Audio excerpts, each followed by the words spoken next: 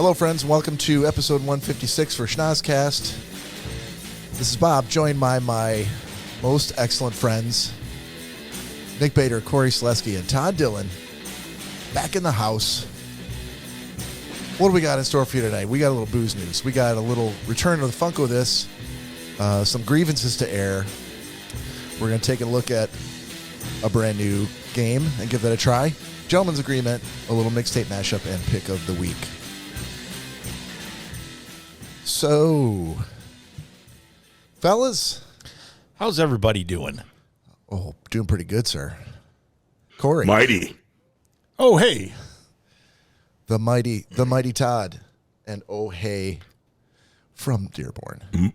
No, sorry, from Roseville. Hailing from Dearborn. Originally from Dearborn. Don't say the I city. jumped the gun. In that context, it's fine. I did cut it out. You'll notice. Dude, I totally forgot too. I listened to the whole thing after I was doing the video, and I remembered. I'm like, I did say to cut that out, and I was able to put censor bleeps in the video. So, glad you remembered as well. I sure did. Got your back, buddy. Thank you. So stupid. All right. If you are new to the podcast, thanks for joining us. You can find us here every weekend at this time. We are also on the streaming services, Spotify, Apple Podcasts, anywhere where you can get a podcast. We are there. You can get us on YouTube as well, the video version. And on Facebook and Instagram, you can subscribe to us. And we are all at Schnozzcast on those services. If you get to us there and find us, please give us a like, give us a subscribe, rate us if you want, give us comments. Definitely, if you subscribe, then when we go live, it'll let you know when we have a new podcast released for the week, which is always going to be on Fridays, following the previous weekend's episode. You'll know about that with a subscription. You can email us also at schnozzcast@gmail.com with your request for relationship advice, or you could call or text us at 618-SHOCKER. The Shocker line. Caught you off guard. Yeah. Very quickly went for that button. Okay, so for this week, it is right now it's the 15th of January, and so in five days' time, young Nicholas Bader will have a birthday. Woo! So don't forget. We have a Yeah. Sorry, you guys had a beef you wanted to air directly on the podcast? Yeah. Look at Cory's like, should I do it? I had COVID and remembered his birthday a day and a half later, and he said it was 45 hours later. So. It was exactly 45 hours and 20 minutes. I'm surprised he didn't break it down to the minutes, which would have been a much bigger number. The funny thing is that usually with birthdays and stuff, I always reach out to Bob and say, hey, man, did you say happy birthday to so-and-so? And there's been times where he's like, oh, man, I forgot that's coming up. No. He didn't think so. He didn't forget this time and didn't bother to give me a call after knowing that I forgot. Didn't say like, hey, I know you're down and out with COVID. Don't forget today's Cory's birthday. Nope. Well, I will let you in on a little secret. Yeah. Didn't do it. Bob was with me when midnight hit, so he didn't have a very hard time remembering. Oh, interesting. Yeah, and I also was the first to hear about his extreme displeasure at not hearing from you. And I'm like, I know he's going to call me. He's been calling me for like 3 days in a row on his way home from work to Gab. Should I? And he's like, nope. Don't say anything. I told him, I said, don't mention a thing. Yeah. I will So enjoy I kept my this mouth too shut. much. So I couldn't. I'm like, which friend do I have allegiances to? Where should I draw the line? I'm like, oh, I can't. It's Cory's birthday. Gotta do what he says. But from the sounds of it, your friendship survived. So there's that. I guess it did. Nothing a little mini fridge couldn't mend. Yeah. So let's birthdays first. First birthdays first. Cory, you got a nice present from Nick Bader. Yes, I did. I thought he was starting to vomit.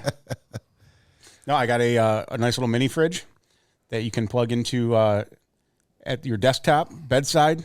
It's even got a car outlet on it. So That's awesome. take it on the road with you. You could have it in the bathroom if you wanted. This is true. Because I don't spend enough time in there already. Oh. Ooh, this toilet seat and this beer is icy cold. Oh, no.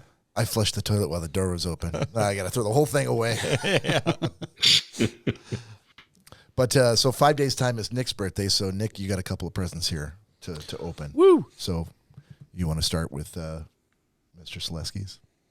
Oh yeah. What could it be?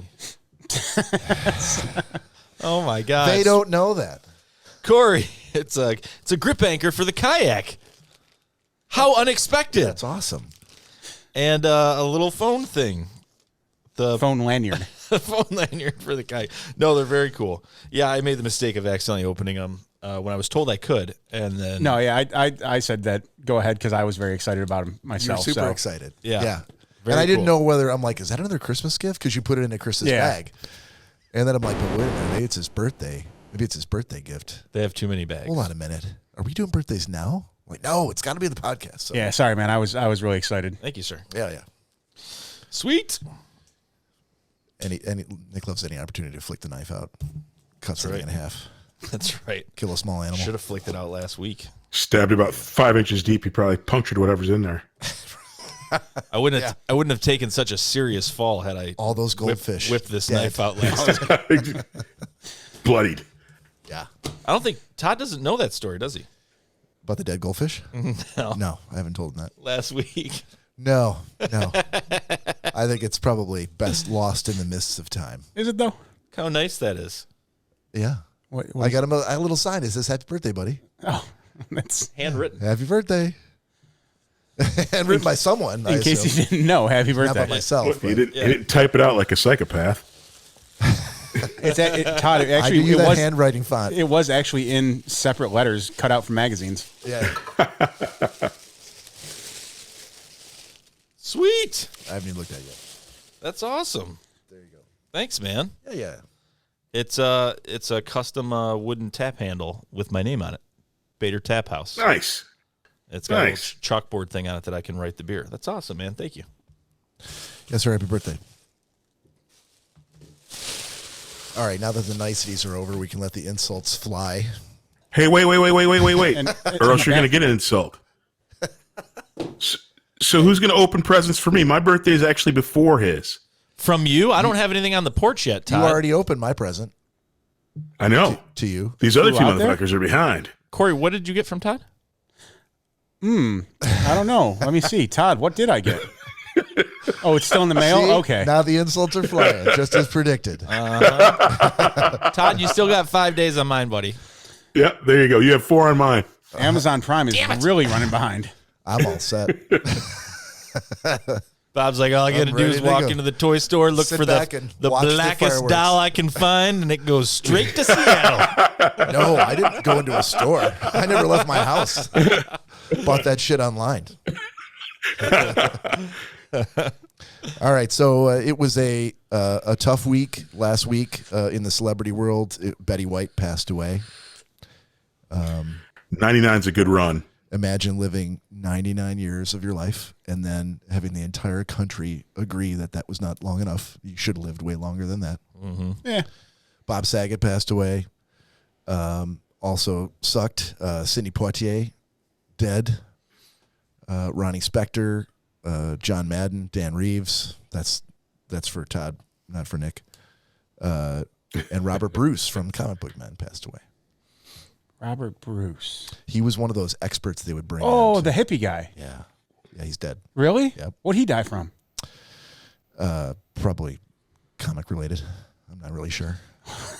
You'll have to look it up. Staph infection from a paper cut. It could be. Yeah, so it was a rough weekend, rough week all around last week. Yeah. So we want to acknowledge those fine people for the very last time. But Nick, I also wanted to let you know, I was watching when I was editing last week's episode. Mm-hmm. Lori made the comment that she had a couple comments for you. First of all, that your what accent did she say you were doing? Oh, yeah, the Canadian accent sounded like an Irish Indian.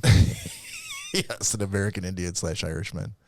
But she also postulated that you were a Russian sleeper agent because of the way that you pronounced your sports and toys on the podcast. Yeah. I'm Nick Bader. I play toys and we do sport together.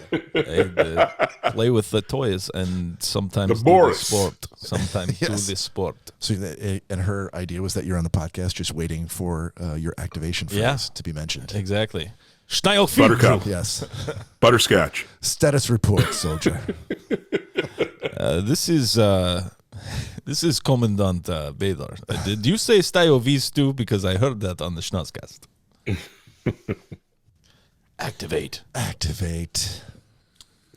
Dude, so apparently Robert Bruce wasn't living too well.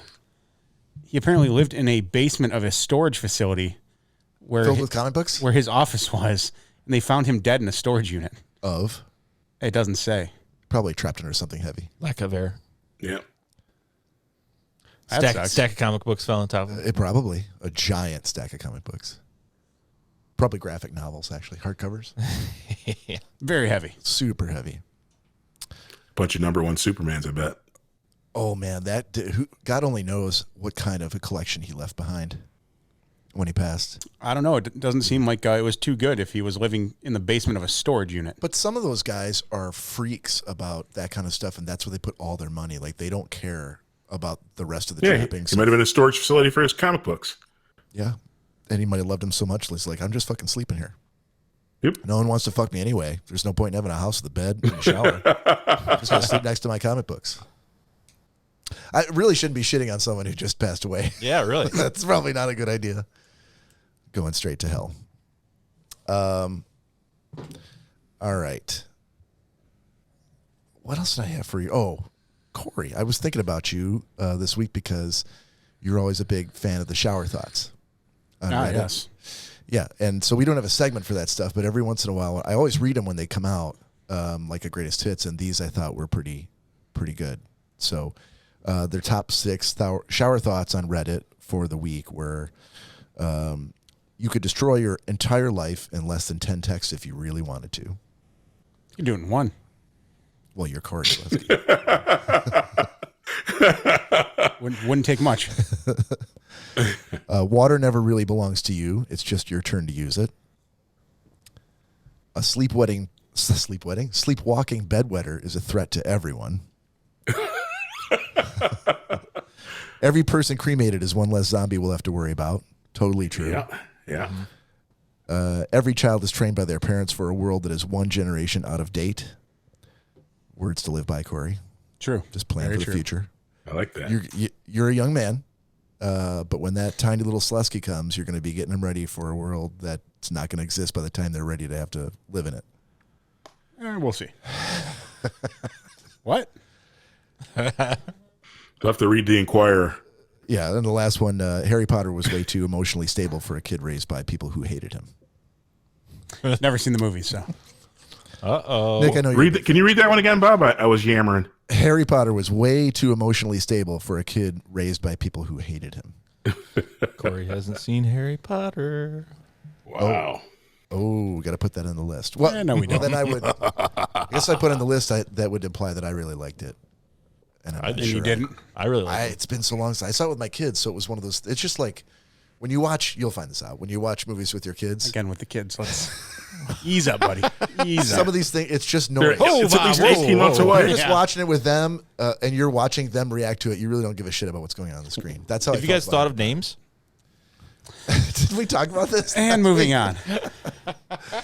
We talked about this after the podcast, but we don't have to revisit that. It was an animated conversation with lots of hugs and pats on the backs and Fallings and fallings and tipping things over. Yeah, I don't remember. it was all related. Okay, Todd Dillon, Yes, sir. you got some booze news. Hold on a second. Gonna give you the music, buddy. And now it's time for booze news. Listen to that music. Did I say Yeah. music? I did. All right, Todd, you are gonna carry us through with a bit of booze news. A little bit of booze news. It's looking at this article in the Insider. This smart toilet can read your anus like a fingerprint, scientists say. If you're looking for a very, very personalized data about your bathroom habits, look no further. Scientists at Stanford University have developed a smart toilet that can identify people based on their butt and monitor the health of their poop and pee. Look at that. Close-ups of your stack, taint, your peritoneum, I'm sorry. I'll use medical terms. This smart toilet, which the Stanford business team published an article about in the Nature Biomedical Engineering, was designed as a continuous health monitoring device, like a smartwatch. It uses cameras and motion sensors to identify a range of disease markers in stool and urine, including colon cancer and prostate cancer. When I'd bring it up, people would sort of laugh about it. Seems like an interesting idea, but a bit odd, the lead researcher Sanjeev Gambar said in the press release. Everyone uses the bathroom. There's really no avoiding it, and it enhances the value as a disease-detecting device. That is what I got to have now. Todd? Yes, sir. Yeah, a few questions. Yeah, I'm a little taken aback. Yes. People have gone to jail for putting cameras in toilets. How are these perverts like, oh, but it's a product now? It's not illegal if you film yourself. Yeah, if I put it in my house, well, it's going to get hacked. It's going to get hacked. It's got to be on the net. You'd be surprised how many times the GoPro's been on the toilet. Danielle's never noticed. Oh. Peeing right all over it. My question is, you seem to imply you didn't, but the story seemed to imply that the anus is like a fingerprint, and everyone's is different. Oh, yeah. That's true. Oh, yeah. Is that true? Oh, yeah. Yes. Not a single wrinkle is the same. I'm the last one to know this vital piece of information. Yeah, no angry spider is exactly alike. No rusty sheriff's badge. There you go. Two are the same. No balloon knot. Okay. Well, plus, Bob, Actually, it can probably take a whole map shot, right? It can get tight in on the balloon end, and then it can spread out and catch any moles you might have to the left. Moles. Or, Anal moles. yes. Animal. I think we got the title for the episode, fellas. Animals? Yeah. I think I have a new. Nick's like, no. I think I have a new graham cracker line. I'm going to vote against that. Isn't that song by Def Leppard? Anal moles? Yeah. No, you're thinking of hysteria. And not to be confused with one of Cory's favorite colors, wisteria. That's someone else's. Oh, like you don't like purple. I do, but How long until you get this, Todd? Well, I'm a fan of automated toilets, but I think that this one might be going a little bit too far. I don't know that I don't want anybody hijacking, pictures of my peritoneum and then putting them on Facebook or Tinder or Grindr or whatever they use. So, Todd, how you get ahead of that is you just put them out there yourself right now. So then when people do hack your toilet, it's no big deal. Yeah. Yeah. That information has been publicly available for years. It's already out there. Todd, I'm going to be. I'm not sure why you're John F. Kennedy. be brutal. That information has been publicly available for years. Sorry, man. No, is the Kennedy stuff over? I don't know. Yeah, it is. Like on the third time, I'm like, there's no way we're still going on with this. So my finger went back out again. And I'm like, You got to give it to him. He only has so many impressions. That's true. no, Russian I was sleeper ju- agent. I was just going to. JFK. All right, never mind, Todd. It's done. It's done. We're done. It's not even that great. I'm so sorry. He's really excited about the podcast tonight. Oh, yeah. Cory, you had some booze news too, sir. I do. I actually want to add on to Todd's kind of taint-like story.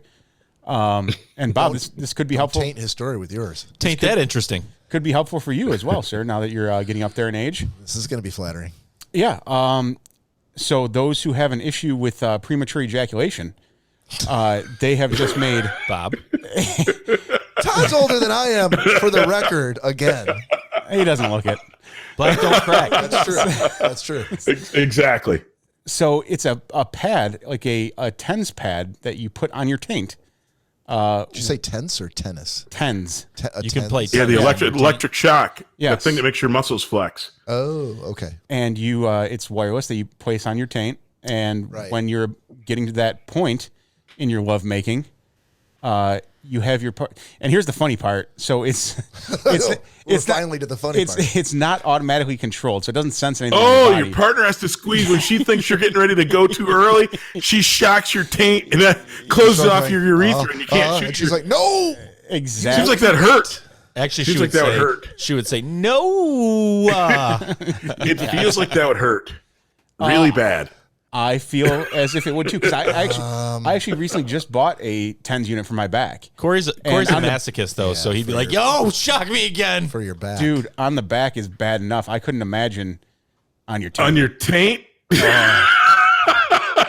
dude, that would be squeezing muscles that you didn't even know you had. Oh my goodness! Well, that's Corey. just hardcore. On certain people. Well, It also feels like if you shock my taint in when I'm getting ready, I'm not gonna have a freaking Woody anymore. Okay, so maybe I didn't shoot prematurely, but I feel like my wiener's got shrunk again. So or Todd, or it goes the opposite direction, and you just get even harder. no, I think that's called blue balls, going the opposite oh direction. my goodness! But so what if you were sporting Corey's taint shocker and trying to use Todd's restroom? Even their wieners. Would it not recognize your anus because it's being shocked? I mean, it'd be like having a face covering on, I think. Yeah, really. Oh It's my not gonna goodness! recognize that taint at that point. I mean, it's like if you ever put a lemon in your mouth, it'd just be making that face. You know. I'm already uncomfortable. My stomach hurts now. I'm just imagining a taint shocker. Even oh a my goodness! wiener. The taint lemon face. That just seems mean. So there you go. Anyone interested in fixing your premature ejaculation problem? The MOR unit, MOR. You can go online. Shouldn't it be less? That seems like a Oh horrible my name. gosh! I didn't name it. Okay. Shit. Is there anything for anal discharge? I feel like this will work for that any should be the MOR discharge. unit. Is the anal discharge? I think it works for that too. It's the same product, just turn it around. I was Because gonna say, you're going to get the anal discharge after you use the taint shocker. I was going to say it probably closes both No, ends that's when up you use the butt. pretty quick. Exactly. You just have to turn it around. Yeah. I think we should delve even deeper into this. Let's just forget gentleman's agreement. We'll just keep talking about this. Yeah. I think we should purchase one and try it on the show. I'm actually afraid. We've purchased 4 of them. I'd be afraid for Corey if he were to purchase the taint shocker because, like, maybe while he's sleeping or something, Danielle would put it on. But the only thing is if you ever like you get those, like, She's not even listening. you ever go to like a party and people don't know each other, so they put those, they write their name on that sticker and they put it on their shirt. Name tag? Just imagine, it's not a name tag, it's a sticker. With your name on it. tag. It says, a hello, my tag name with your is. name. Well, Yeah. a name tag is like, hey, I work at McDonald's. This is like a sticker that says, Hello, my name is. yeah, it's a sticker. I'm assuming that Corey doesn't have to worry about Danielle doing that because it would be like wearing a mohair sweater and trying to put one of those stickers on. It's just not going to stick. Oh, I see where you're going with Feeling this. that there'd be something similar going He's on. a little hirsute. A noose. He's got a You gotta hirsute shave it noose. off. You gotta shave the bear.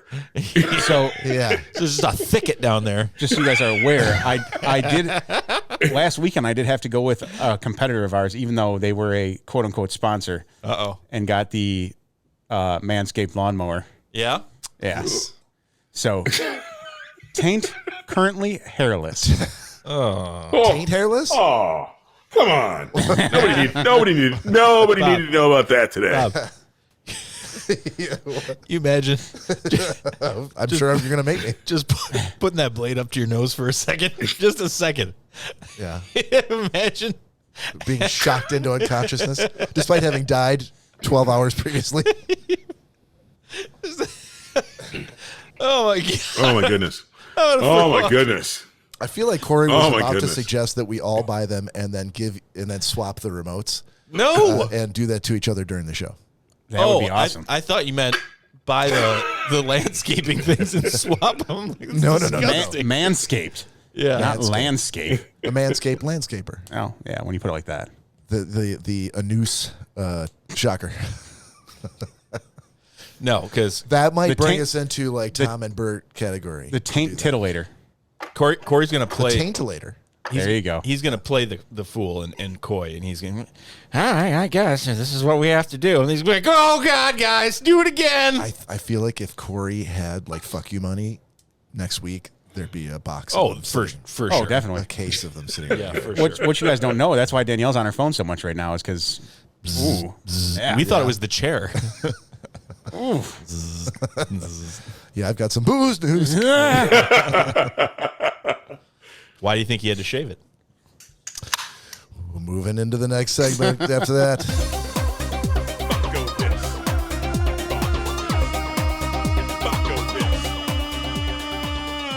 Funko this. Love it, That's Todd. pretty good. It's pretty good. Pretty good. Pretty I good. love my own work. All right, Cory. Sometimes I just sit at home and listen to it. What do you got for us this week? It's been a while since we've done a Funko this, but The triumphant return. I was finally able to pick up a set of Funkos the other day that The other day. I've been waiting for a long time. Oh, And no. Bob, you definitely hit the nail on the head with that one, buddy. Oh, my God. Check it out. Holy cow. I'm looking at Wayne, Katie, Squirrely Dan, and Daryl from Letterkenny. Kenny. Letterkenny. 1160. Is it 3, 4, 5, and 6? Yes. So are these the 4? These are only Letterkenny ones they have? Only 4 they have. They literally just came out. Okay. They just came out. Yes. Were you on some sort of a... I pre-ordered them from GameStop. Did you? I did. Okay. Now, first of all, how were you notified that they even were going to come out and were like a pre-order item? Well, so we have the app, and the app will tell you, like, they're coming out this year, this month, whatever. Saw them on there, and then we happened to be at GameStop I'm assuming probably to get some other Funkos, and they have a book in store that has all their pre-orders available. Okay. And little pictures of them, and they had them available for pre-order. Gotcha. These were actually supposed to be in November, and we went to Target last weekend. They had 4 of them ready to go, and I looked at Naomi. GameStop hasn't called yet, so she called GameStop right there in Target. The guy tells he's like, Hold on. I'm on it. Boop, boop, boop, boop. she did. Yeah, I It's on speed dial. she called right away, and the guy at GameStop, dude, this if I could have reached through the phone and just strangled this guy. He tells Danielle, "Oh yeah, they just came in today. You guys were 3 callers away from me telling you to come pick your order up." Cory, do the voice. Like- Like, you're Likely full story. of shit, buddy. Full of shit. Do the voice. I was on the phone with him. Thank you for calling GameStop. So there's more to this one though. Okay. Here you go, buddy. For me? Well, you guys each got one. You each got a Wayne. Oh, no But kidding. Nick, yours hasn't come in yet. Oh, thanks. It is his birthday, though. I know, but You know what? I'm gonna. No, I'll I'm give okay mine with to it. you. I already I'm okay with it. I already gave him 2 other presents, so I figured Yeah. I'd give This you is that. Oh, you want to spread your birthday out over? Yeah, Okay, yeah, that's fine. Gotcha. The month of Nick's birthday. Yeah. Did we decide we weren't doing that this year? No, we A are. month? Yeah. The 12 days of Nickmas. I feel like the night, the fateful night of Cory's birthday, he decided. He doesn't decide what I do for my birthday. He decides whether or not he's going to acknowledge that. He doesn't acknowledge my birthday very much anyhow. Well, there you have it. I acknowledge it more than you acknowledge mine. So no change then. True. Thank you very much, my friend. This is. Oh, and Gus is there too. Oh yeah, sorry. Wayne has Gus with him. Nice. Wow. You are too kind. I was sending this girl a snap the other day, this chick I went to high school with, and I was down in my basement and I'm drinking and I was trying to take a picture of the beer. And Did you get your row of Funkos in the picture? apparently, because she writes, That's explaining to do. she writes me back and she goes, "What are those funky popos or funky?" She said something, and I was like, Yeah. "What?" And I really had to think about it. And then I'm like, "Oh, my friend, I hate something he does, so of course he buys them for me." You're welcome. Thank you very much, man. This is really, really nice. Super nice. Well,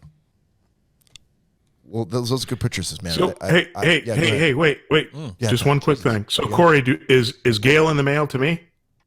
I was gonna say that. Oh man, I was gonna say that. I'm like, So Todd, funny you should mention that because I guarantee you, in probably the next 3 months, they will probably have other releases of Letterkenny. Once all 4 of these just fly off the shelves.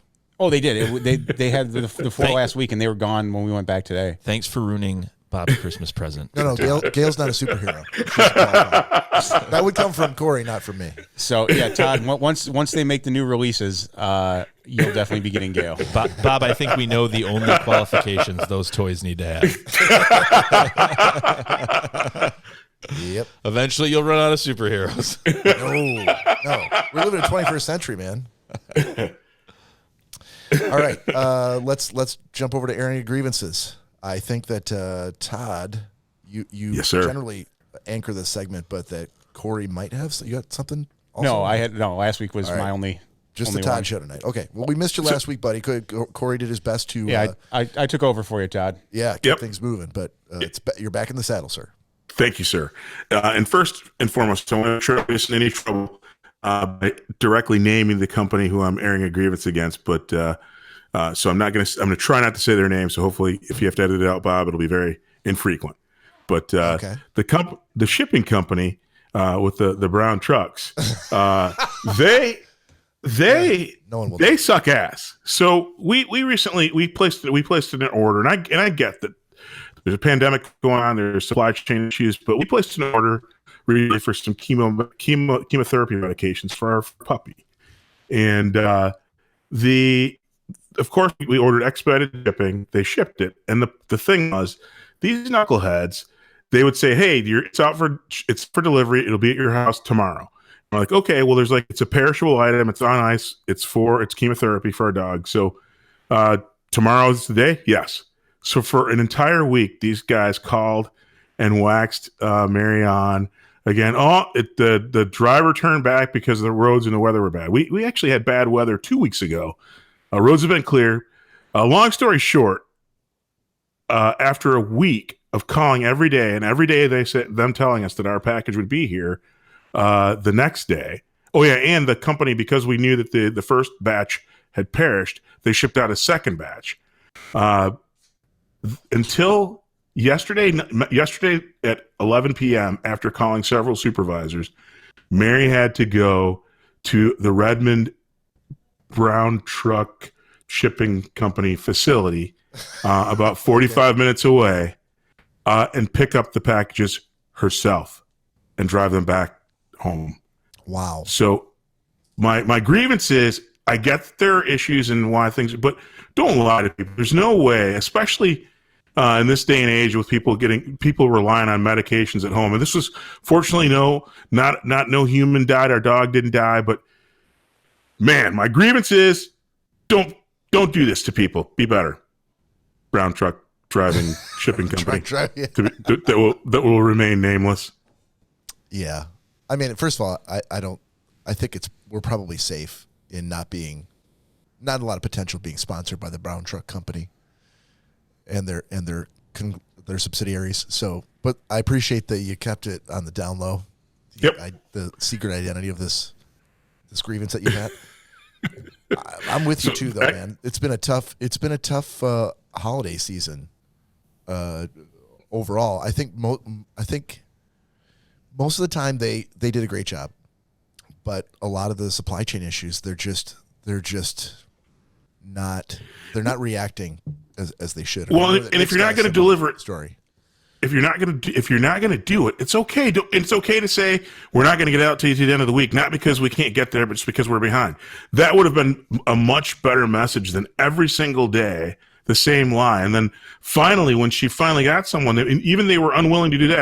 I mean, she stayed on the phone for hours, and I was very proud of her because she mixed in being nice to get things done and berating people to the point that I was rolling on the floor laughing. She actually told one guy that he should quit his job since he didn't know geography because he was on the East Coast and didn't realize that Washington State was 3 hours behind. Oh my God.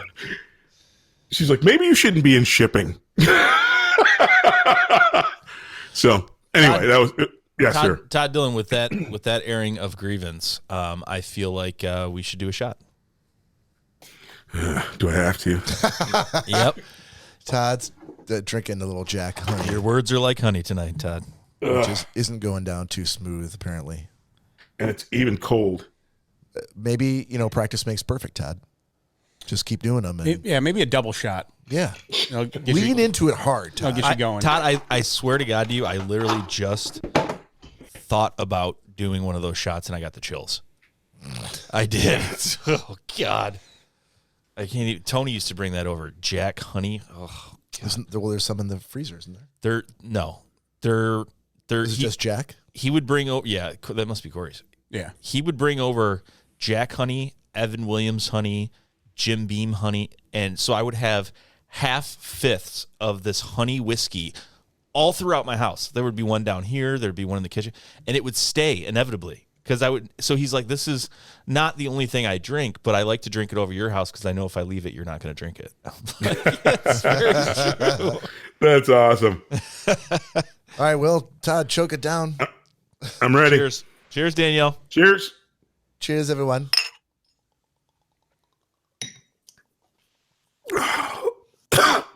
Muy delicioso. It's like I cough almost couldn't medicine. drink once I heard Todd go,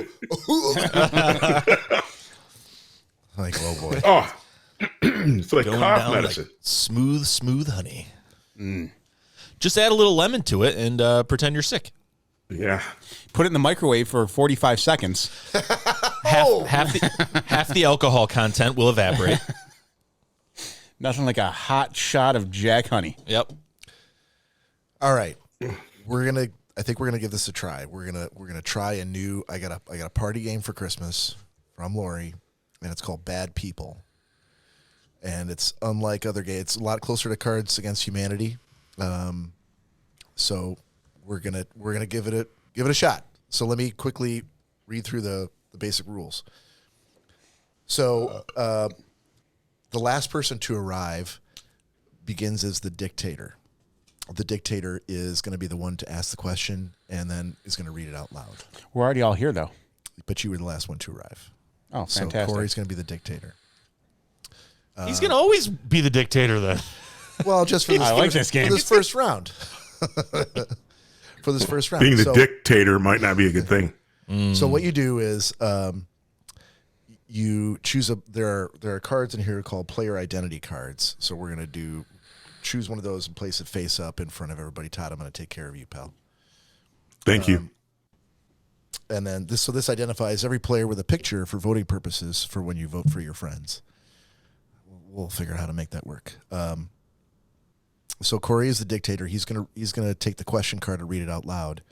Once he reads the question, then the dictator, Cory, for this round, will silently vote by putting the matching player voting card face down in front of him.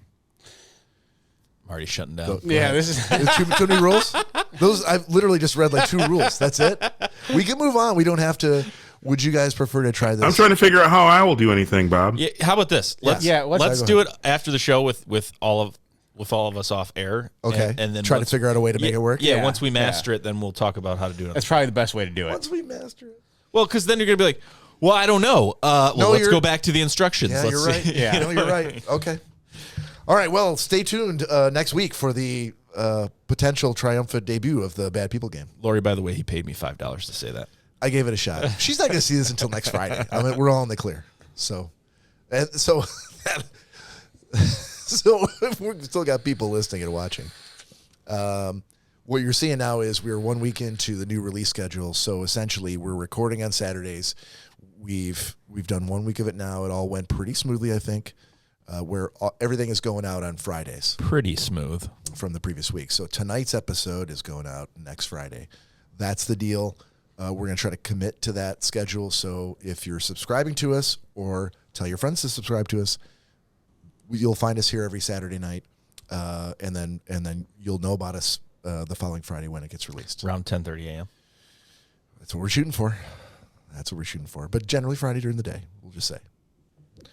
All right. So if we're not going to do that, let me just move this next segment. So we've done a segment called Mixtape Mashup a few times. Well, hold on, Cory, don't you have booze news? We're well past. Yeah, business. we already passed that. Oh, okay.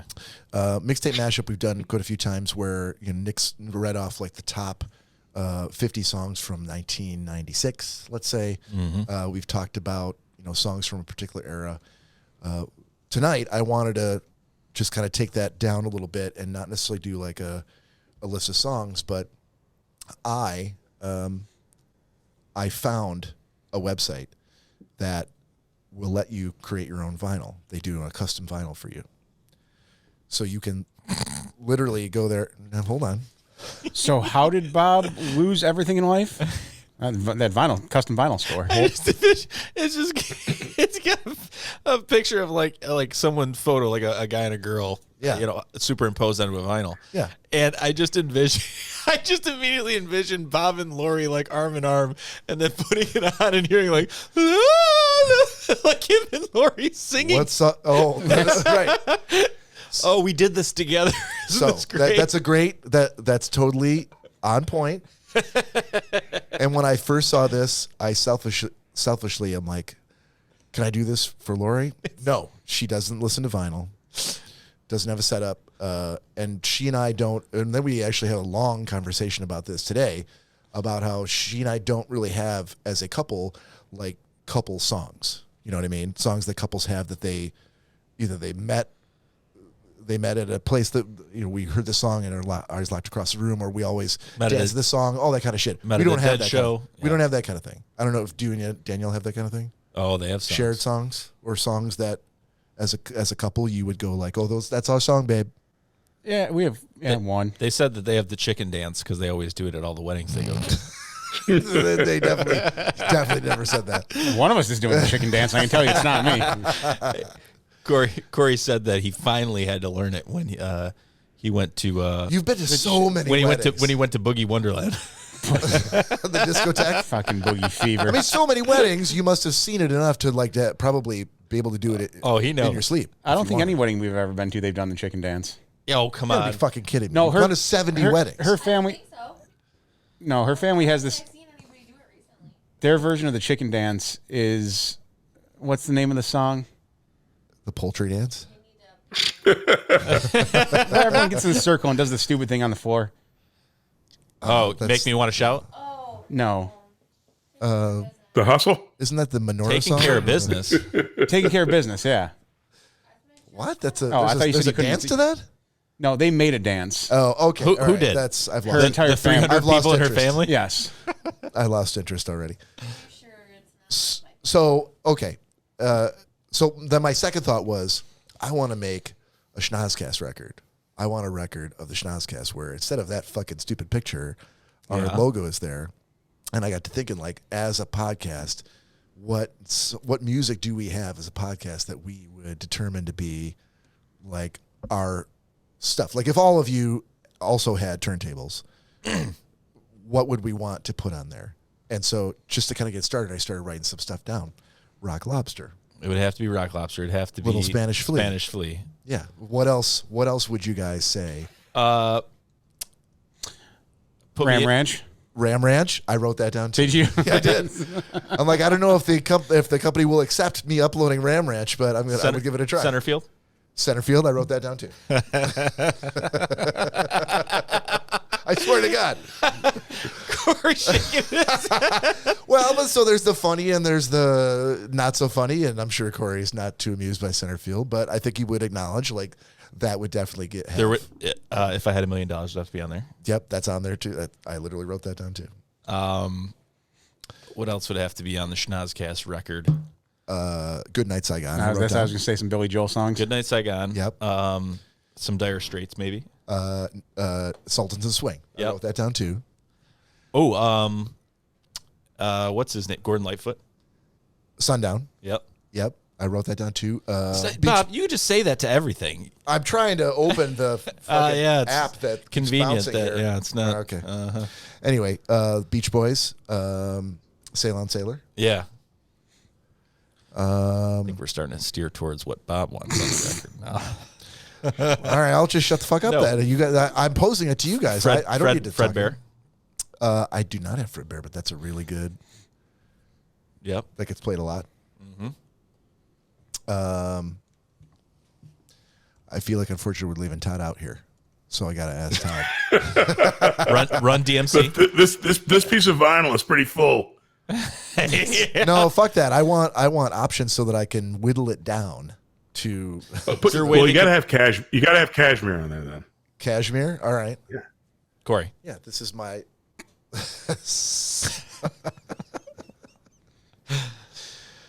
All right, so I think we've run its course with that one. Is there a way that they could like melt white and black plastic melded together for the vinyl press?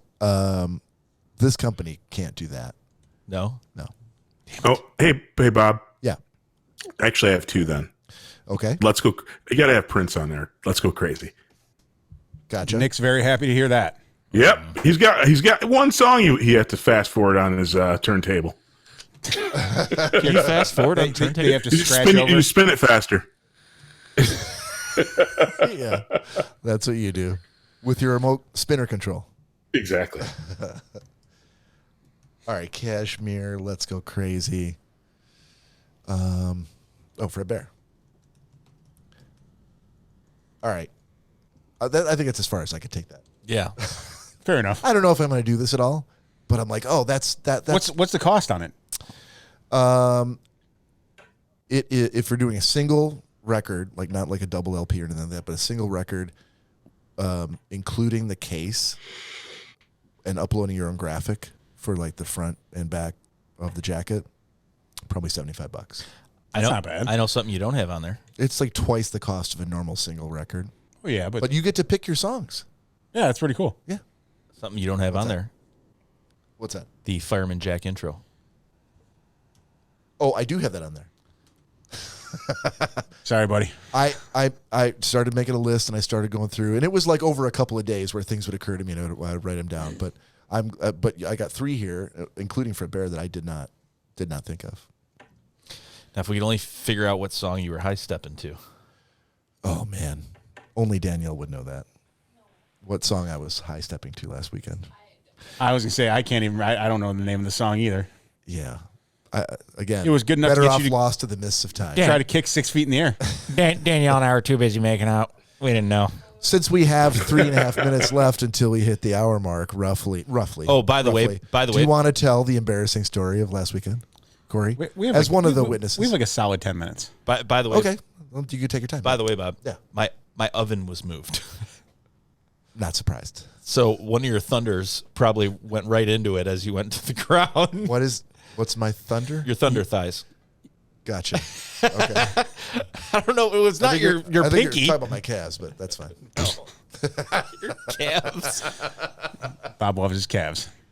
They're manly paper weights calves. that weigh me down. I can't. Like little tree Back when trunks. you're in junior high and you have to do the float, go out there and just float. The calves would pull me down to the bottom like a stone. Couldn't do it. Corey's like, we did have 10 minutes left if you stop wasting time. Exactly. right, Muscles so don't Corey, float.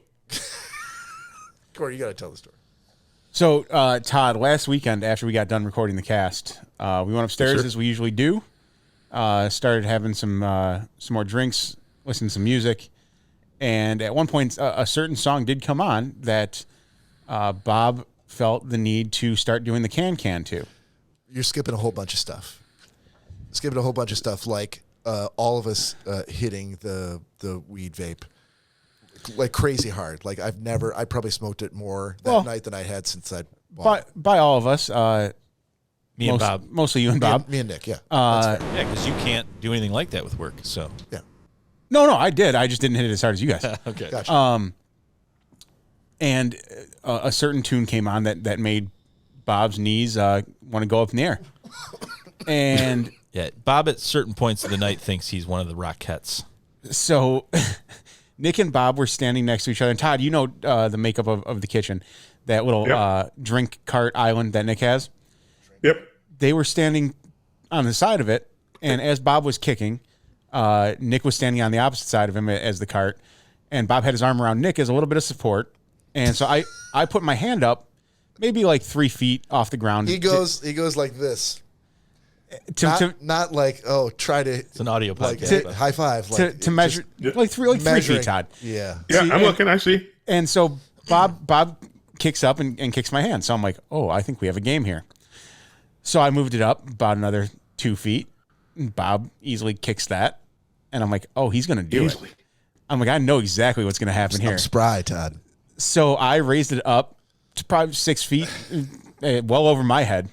That no one probably could have kicked unless you were fucking Jackie Chan. What were you standing on to reach 6 feet? That's not even that funny because I can clearly reach over 6 feet. Fucking idiots. I must have wound up like I was an NFL place kicker. You guys were the ones that fell, not me. So fuck you. I was pulled. So I was unavoidably detained. I put my hand up as far as I could reach, Todd. Let's put it that way. Okay. 5'7" or so. And Bob looks and just the look in his eye said, "Yep, I can do that." And he proceeded to try to kick that high in the air. And in doing so, And his other foot came off the ground, didn't he? Completely came off the ground. 100%. And so he completely supported himself on Nick and the drink cart in the middle of the kitchen, knocking over the entire drink cart and all its contents onto Nick's kitchen floor, including the drawer that's underneath it with maybe 14,000 kitchen utensils. And all the bottles smashed onto the ground. No. Oh, my goodness. Hang on. All the bottles They smashed landed on the ground. They smashed onto the ground, and only one broke. They landed on the ground. Wow. One was smashed. So you have to imagine Bob's doing this dance, and he gives me the wave, like, you can get in here, So I'm like, okay, So I go over there, and he does this, like, big brother fatherly, like, arm around the shoulder kind of side bear hug, like when he's drinking. Yeah. And so now, after hearing the story, I realized that he's completely supporting his kicks by leaning on my shoulder. And that kick, if it was in slow motion, he, 1 foot off the ground, other foot into the air, he went flying backwards.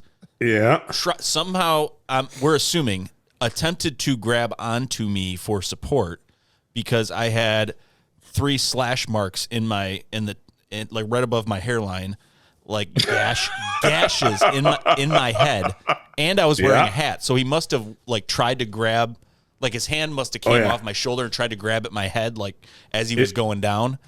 And so in that split slow motion second, he also was like, well, I need, Nick's not going to do it for me. I'm going to take him to the ground. So he grabbed the handle on the drawer, which of course came flying right out. And Cory's right. I mean, there's swizzle sticks. I mean, there's a shit ton of stuff in that drawer. Every kitchen utensil I have. It's all my cooking stuff. Right. Flew out, pulled the whole thing. I mean, that thing is heavy because it's got so much booze underneath it. And that whole thing came crashing to the ground.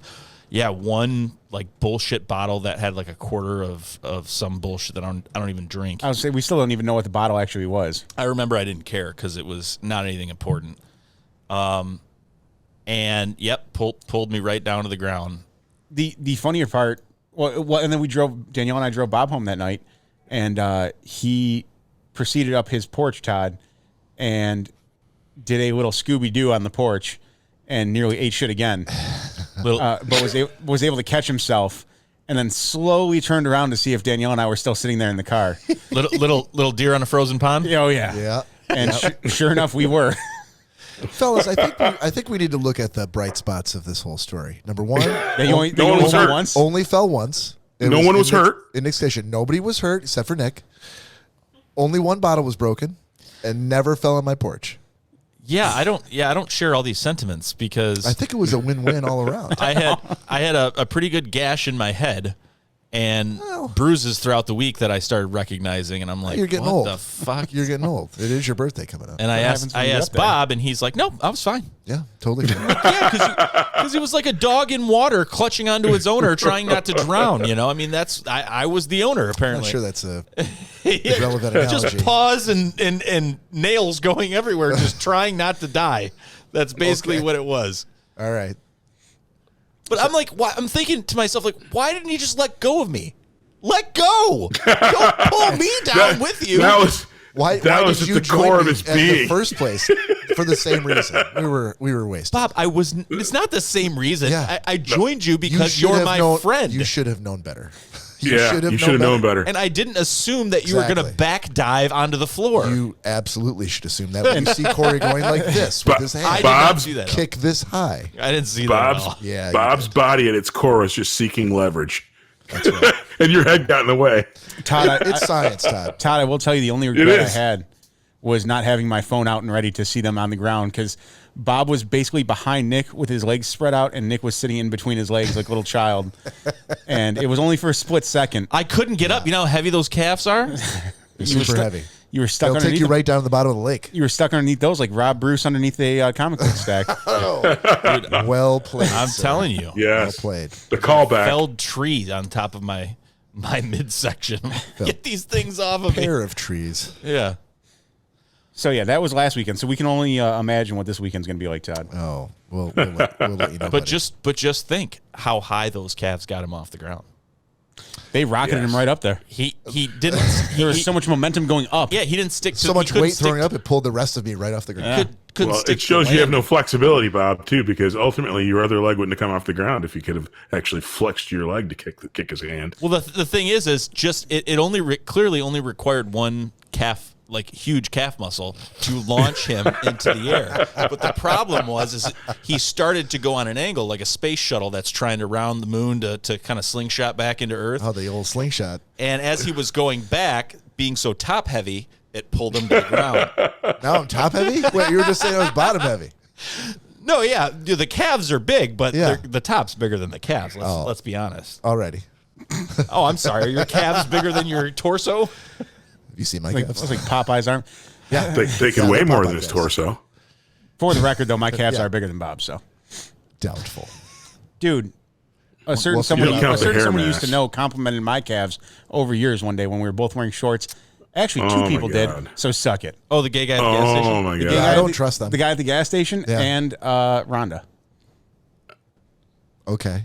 I remember we were at the Damn Band concert and you were very upset that she said something about my calves and Yeah, not yours. I think I was. She also liked to, fucking rub me the wrong way in that way. So I'm like, okay, I see what you're doing here. She would rub I your think- calves? I think it was just an honest statement. All right, I'm about to reach out to her to clarify. You please do. Hey, I know it's been a while. It's been a while, but I got a question for you. Hold on. She would absolutely take that call. You remember the Dan Band? She would absolutely take that call. That would be pretty awesome. To be fair, though. To be fair. To be fair.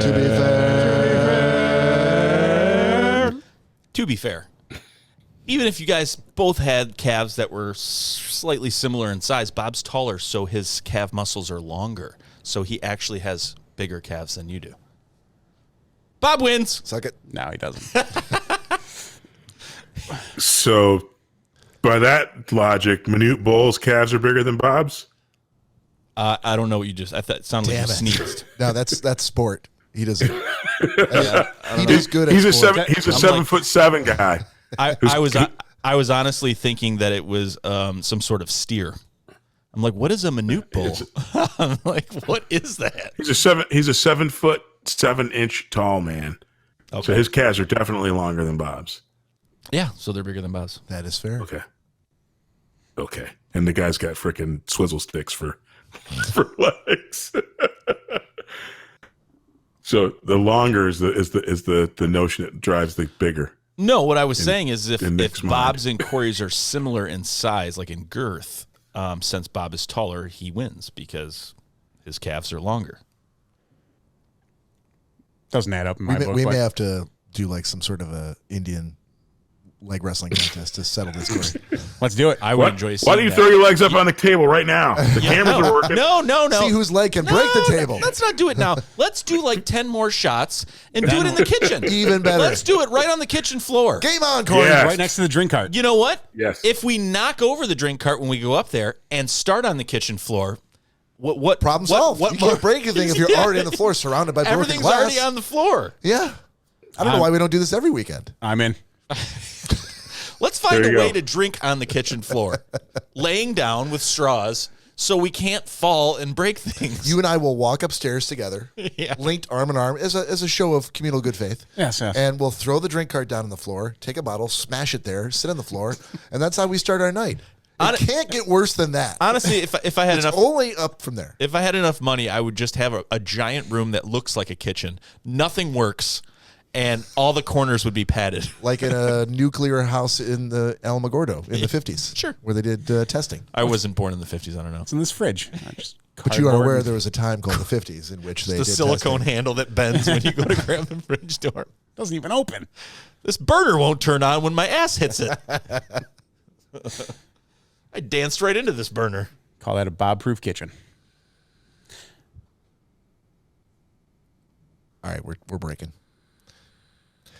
All right, let's move into gentleman's agreement, ladies and germs. Oh, it's the MF and Gentleman's Agreement. Oh, done. Okay. Yeah. Todd Dillon, since we missed you last week, I want to have you go Yes. first, if that's okay, man. Yes. You had to watch Amazing Grace, which was I for me. did. Yes. And I really liked it. I give that a solid B.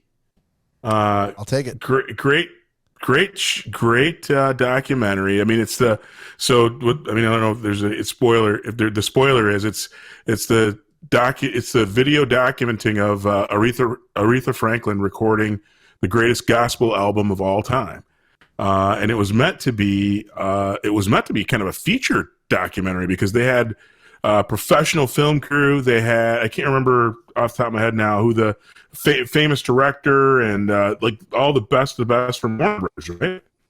Yeah, was it Sidney Lumet? Yeah, something like that. I think. All I mean, right. it's Sounds good. huge. Like I said, I'm not a behind the scenes feature video fan, but no, it was a who's who of people doing it. But there were so many challenges with filming it. It got shelved basically because it wasn't even the documentary. It's not the quality you would expect, but it didn't matter. It was real. It was raw, incredible singing. You saw Mick Jagger was in the audience of the church, dancing to Aretha Franklin, performing and being an amazing musician. It was, if you like music, if you're a fan of music, it's a great documentary that I would highly recommend. Awesome, buddy. I'm so glad you liked it. I thought it was really, really good. And I had heard good things about it, wanted to catch it. And I thought you'd appreciate it. I did. I think the last one I signed to you was That Summer of Soul, right? Yep. From Questlove. Yep. Yeah, so that's kind of the follow-up to that. Absolutely. Very, very, very, very good. And and it's a who's who of people passing through this church as they record this thing, and just again with all the technical difficulties, just amazing. Aretha Franklin was an amazing performer. Cory. Yes. Speaking of urethra, what Cory and I have a little different opinion of her. She's a great performer and great singer, that's for sure. But we knew her at a slightly personal level, and she was a diva by every ounce of the definition. What was her name? Her alias? It was her sister-in-law's name. I always forget it. What the hell was it? Well, I'll find it here. Wasn't it like it was like Brittany something, or It started with a B. I know that much. yeah, it was like Brittany Cummings or something like that, and that was what, like, if she would go to the hospital or something, that she would register herself. Sure. So that people wouldn't, mob her. And well, and again, I know that in Detroit lore, she's famous for not paying her bills and for being a pain in the ass. Mm-hmm. I'm just saying, if you're a fan of music, the one thing that's really interesting about her is, and as with singers, typically they get a little bit worse as they get older. They aren't able to perform at the same level. I think one of my favorite artists, Phil Collins, is not even a shadow of his former self. Mm-hmm. But Aretha Franklin could sing to the day that she died, and just again, even if you're not religious, just listen to she performs in this video, and it is moving. Whether you're religious or not, whether you don't like gospel music or not, you can't deny that God gave her an amazing talent, which is why she's the queen of soul. Right. Well said, my friend. I got nothing. All right, so I always go last, so I'm not going to do that this week. I'm going to take my pick right now. I had to watch Last Resort from Nick. So Last Resort, there was a bit of a kerfuffle when it was assigned to me because there's like 27 Last Resorts on a Netflix, some of which are old school 80s softcore porn films. Yeah. That's what I thought it was, but it turns out this was not that. This was done in 2000. Yep. So it's a 22-year-old movie. And once I clarified with Nick which Last Resort it was, I started watching. I'm like, oh, it's on Amazon Prime and it's free. So I got it. And so I started watching this thing, and at first I'm like, what the fuck, man? It looks like something that was filmed in like the late 70s on like old shitty cameras, and it's the 4x3 It's not a widescreen at all. It's a. I'm trying to think because I feel like I've seen it. It looks like somebody shot it with their phone, and it was a shitty phone. It was like a, iPhone 4, if there was such a thing. And they just kept moving it around, and it was like shaky cam. And I'm like, oh man, this is going to be horrible. Do I even want to watch this? Is there any way I can get out of watching this? And I quickly determined that there wasn't, so I kept going. So, quick synopsis, it's about a lady and her child from Russia who fly to Great Britain. They fly to London to meet her fiancé. And they're supposed to be married, but he never shows. He ghosts them at the airport. So she has to, after like 24 hours, she has to claim asylum in order to stay in the country because she wants to see him. She wants to connect with him, and they want her to just fly back, but she's like, well, I'm going to claim asylum then. And part of it is she speaks English. Her son speaks English, but it's broken enough to where there's some things that are lost in translation. So when you claim asylum in London, they take you to this area where it's down in this particular little village in London, and they put all the asylum seekers up in this like high-rise apartment, and it's right by like a carnival area with a little tiny shitty roller coaster and an arcade.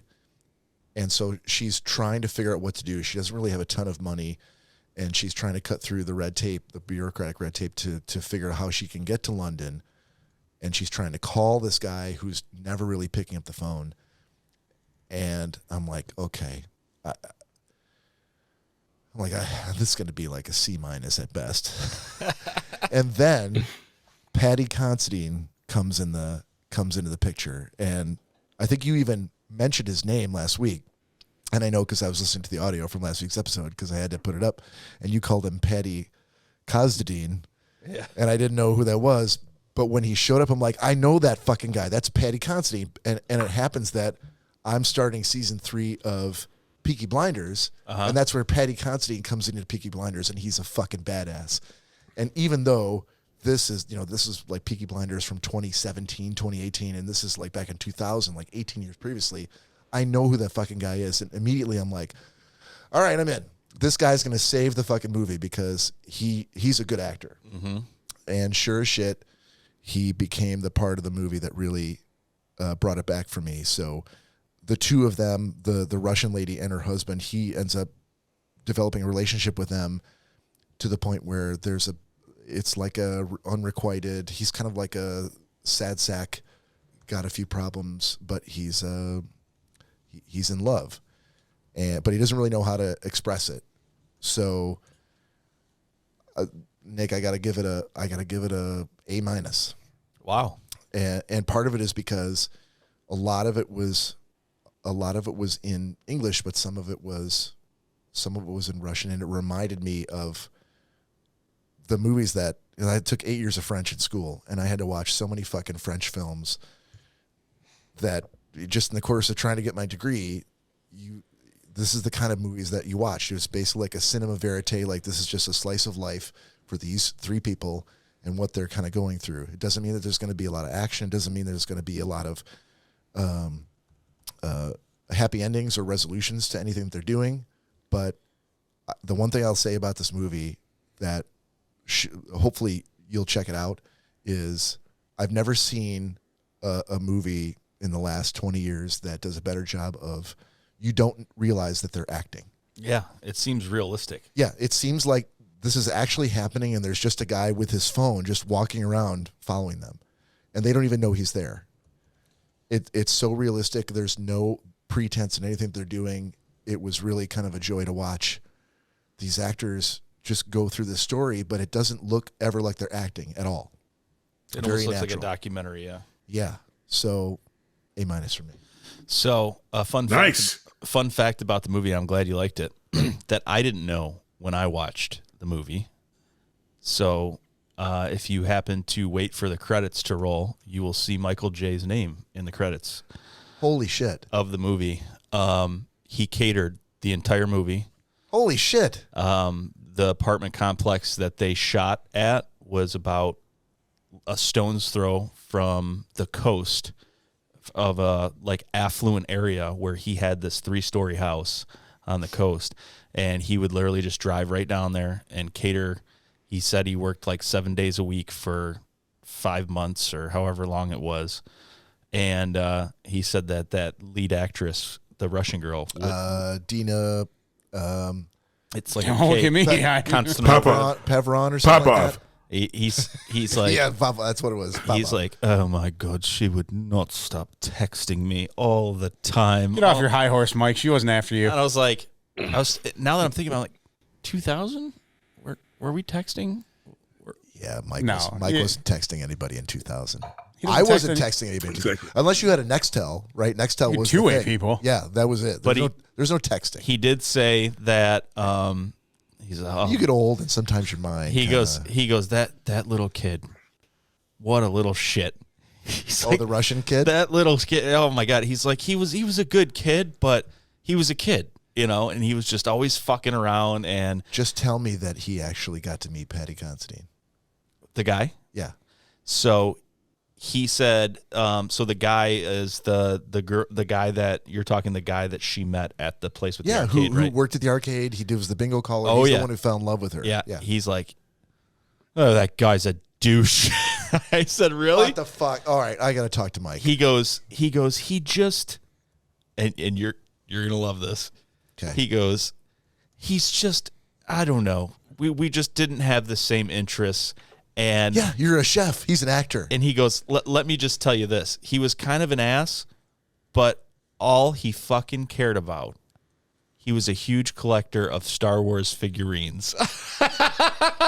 He goes, he would talk about it all the time. He's not my new favorite actor. Fucking Patty Considine. I love you, man. So Mike, I know you're watching. Bob's new best friend. I know you're watching, Patty. Mike said, he goes, he's a good actor. He's like, you might recognize him and stuff. He said, but Oh, yeah. he said, as a person, he's like not that great. Piece of shit. He goes, Jesus Christ. he goes, but I'll show you right now. He goes, and he has these old phones all over his house, like all of these old cell phones.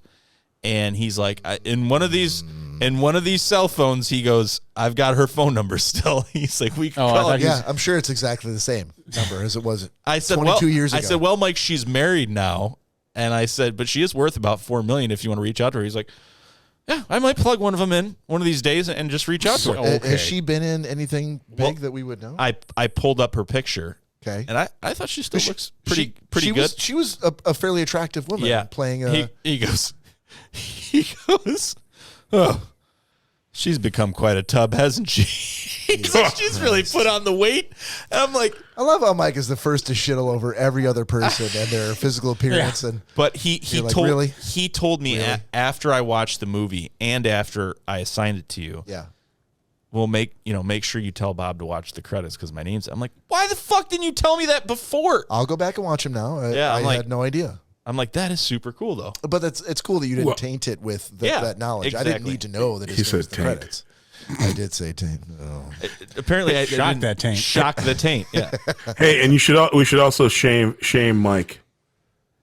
Oh, Because 100%. well, here's why. Because of his body shaming. I was gonna No, say, Todd, even you- worse. Todd, you my don't boy, my boy Patty has Asperger's syndrome, dude, and he's got another issue that actually affects his ability to interact with other human beings. Maybe Mike didn't know that. Exactly, that but he even- badmouthed him. That makes him even cooler in my book because it's got to be pretty fucking hard to be an actor Yeah. with Asperger's. Exactly. I can't think of a worse job you could have for a profession than actor. Pretty easy, Bob. Pretty easy. Yeah? I feel like after enough of those shocks that you'd have your own Asperger. Asperger. But Woo. Oh, there you go, buddy. Ah! Saved. I thought that was pretty cool though. Yeah, no, great movie. What the hell else was I going to tell you about that? So Patty Considine was also in, I don't know if you're an Edgar Wright fan, if anybody out there, Todd, know who Edgar Wright is, but he did World's End, I know. Hot Fuzz. He did what? He did all the Simon Pegg and Nick Frost, those movies, the Cornetto trilogy. It's like Shaun of the Dead, Hot Fuzz. Okay. Hot Fuzz, Okay. World's End. He was in at least 2 of those 3 movies. Well, play your cards right. I haven't watched any of them. You. Good dude. Good dude. You hear? What's that? You're going to introduce me? I said maybe if you play your cards right, Mike will introduce you. No, it doesn't sound like Mike's on any kind of speaking terms with any of these people. So, all right, Nick, you had The Wolf of Wall Street from Cory.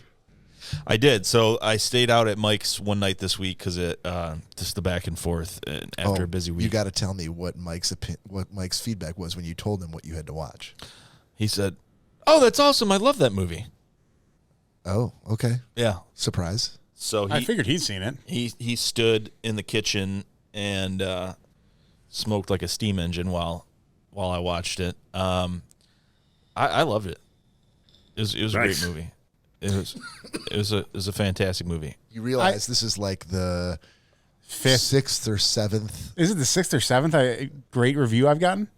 Well, you keep crowing about them and tallying them. So Yeah, I'm only but dude, this one was kind of like it. This was just a little lob that I knew I was going to knock out of the park. First of all, if you pick movies with huge name actors that were hugely successful movies and give to the guy that hasn't seen anything, chances are the guy's probably going to like it. Like I said, this was a slow pitch right down the middle. Yeah, I want to know what. Okay, so what are your thoughts about the movie? I loved the way it was shot.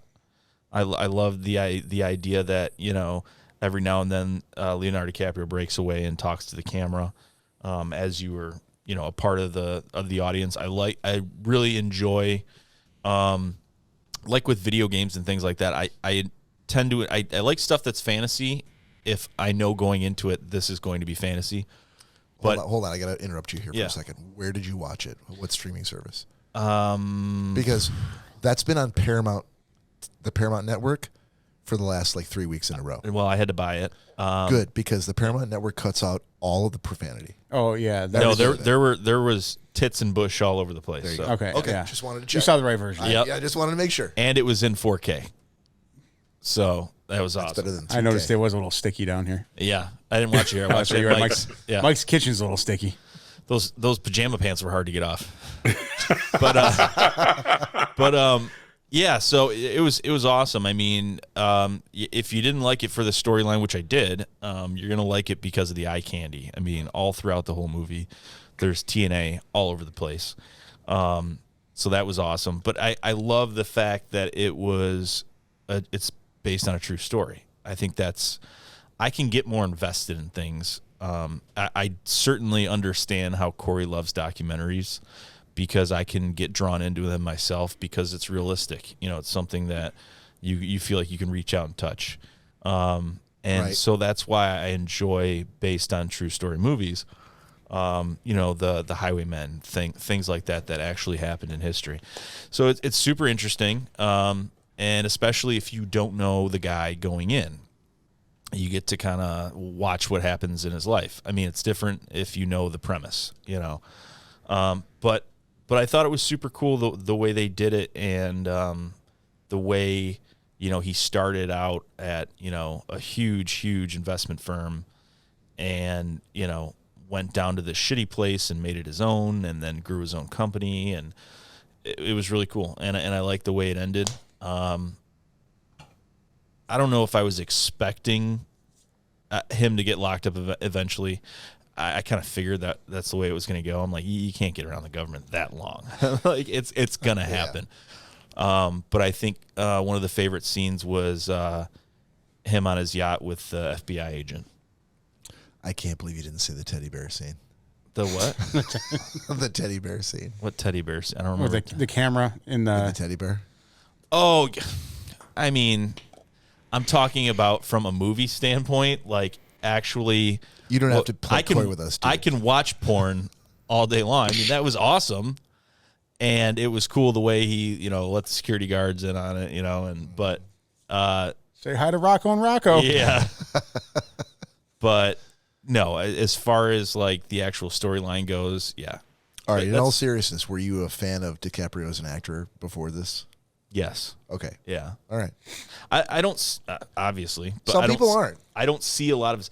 I like DiCaprio. I like there's a lot of. I think he's a really good actor. I wasn't expecting. What what's his face from Superbad. Oh, Jonah Hill. Wasn't expecting him, and I thought he did a really great job of kind of breaking down that fourth wall kind of thing. Especially with his voice. It sounded like he really did something to his voice. Like it was really raspy.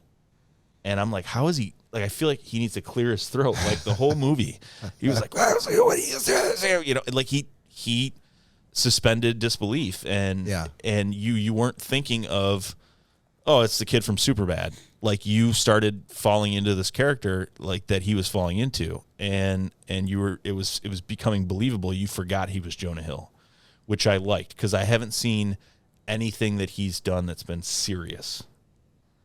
Oh, okay. That's the first really. Yes, Jonah Hill. Anything serious? I mean, And- Leo DiCaprio. I mean, he's great. You know, you've seen Titanic. You've seen all the movies. I mean, he does a great job.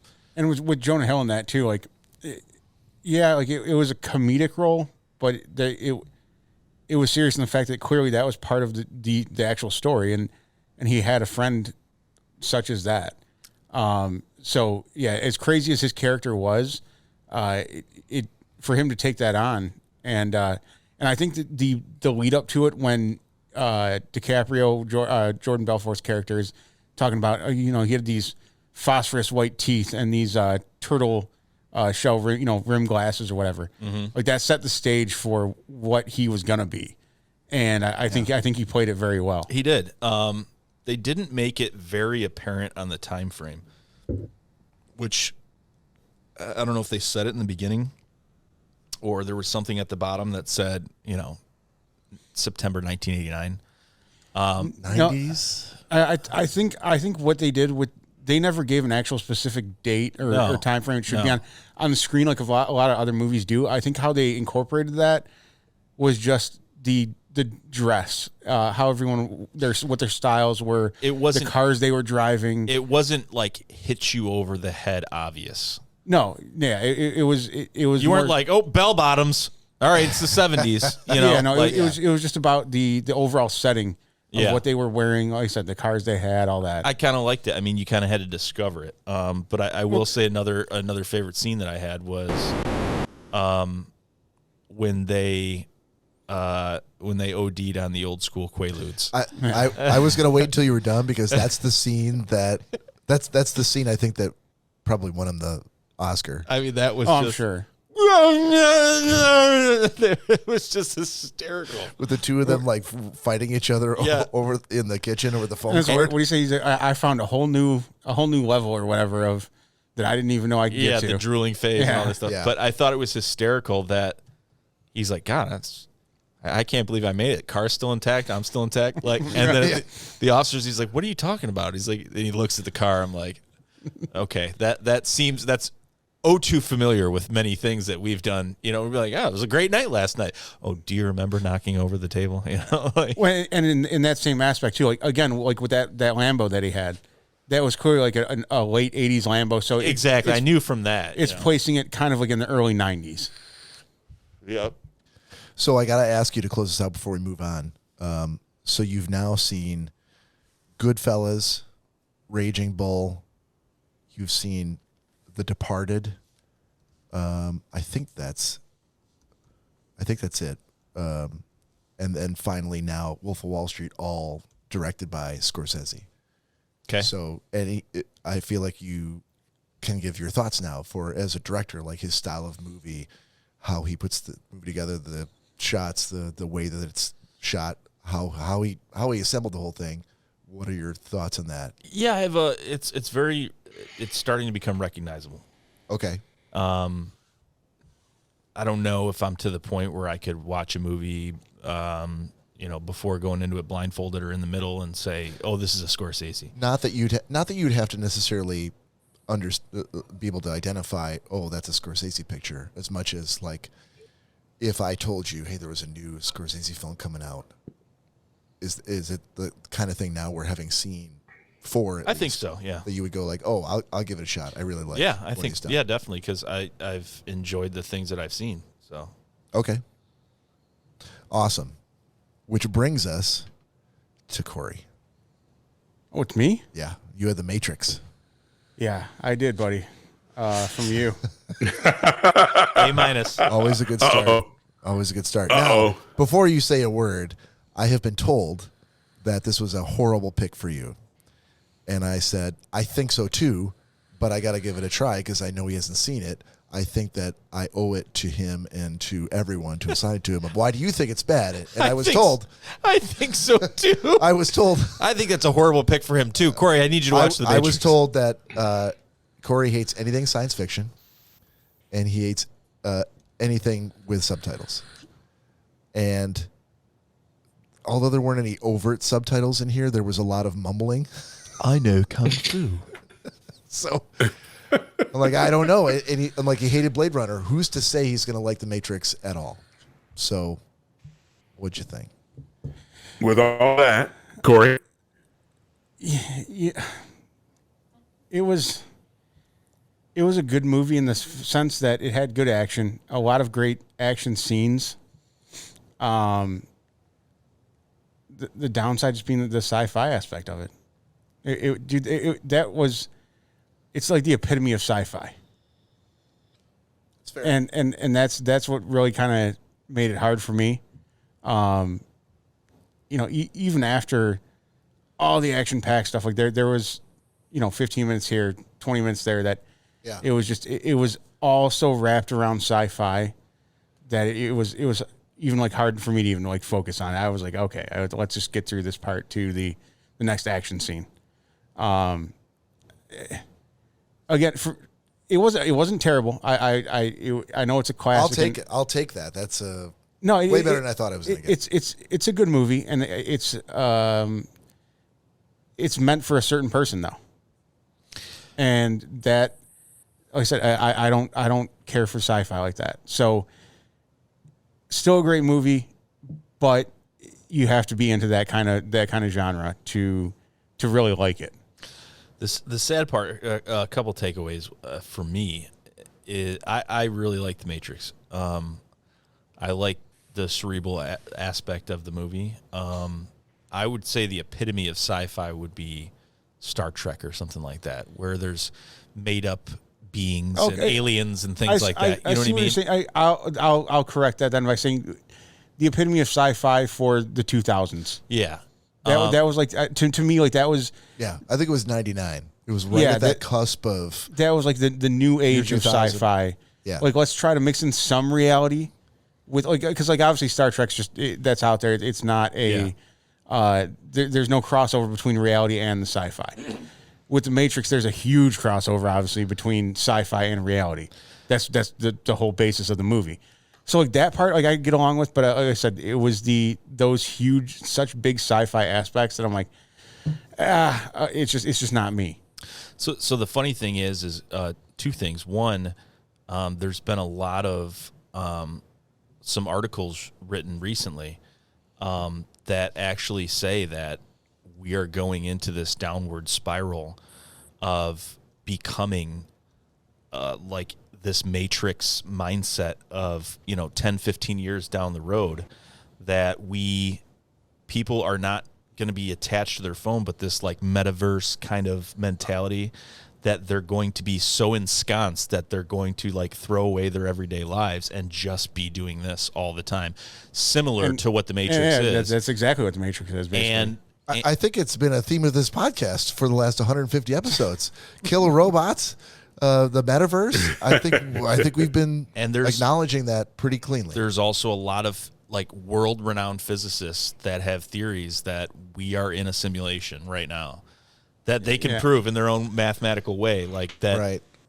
So Have you guys been hitting the weed vapes? no, Not yet. But for me, I feel like this is something that could potentially happen in the future. So it doesn't seem that sci-fi to me. Maybe that's why I'm sitting out with my chickens. You fuckers have pulled me into your vortex. Go have some of that honey. Maybe there's a chicken matrix, Todd. Exactly, chicken matrix. Go turn the. I feel like Todd would be Morpheus in the chicken matrix. Todd, you need I to would drop some acid and go sit in that chicken coop and see what happens. Yeah, Dude, I think could tell you that would freak me out like nobody's And business. then post it on TikTok. These nuts 3232. Everybody go and watch it. Exactly. Dude, I'll be the first Acid one. and chickens.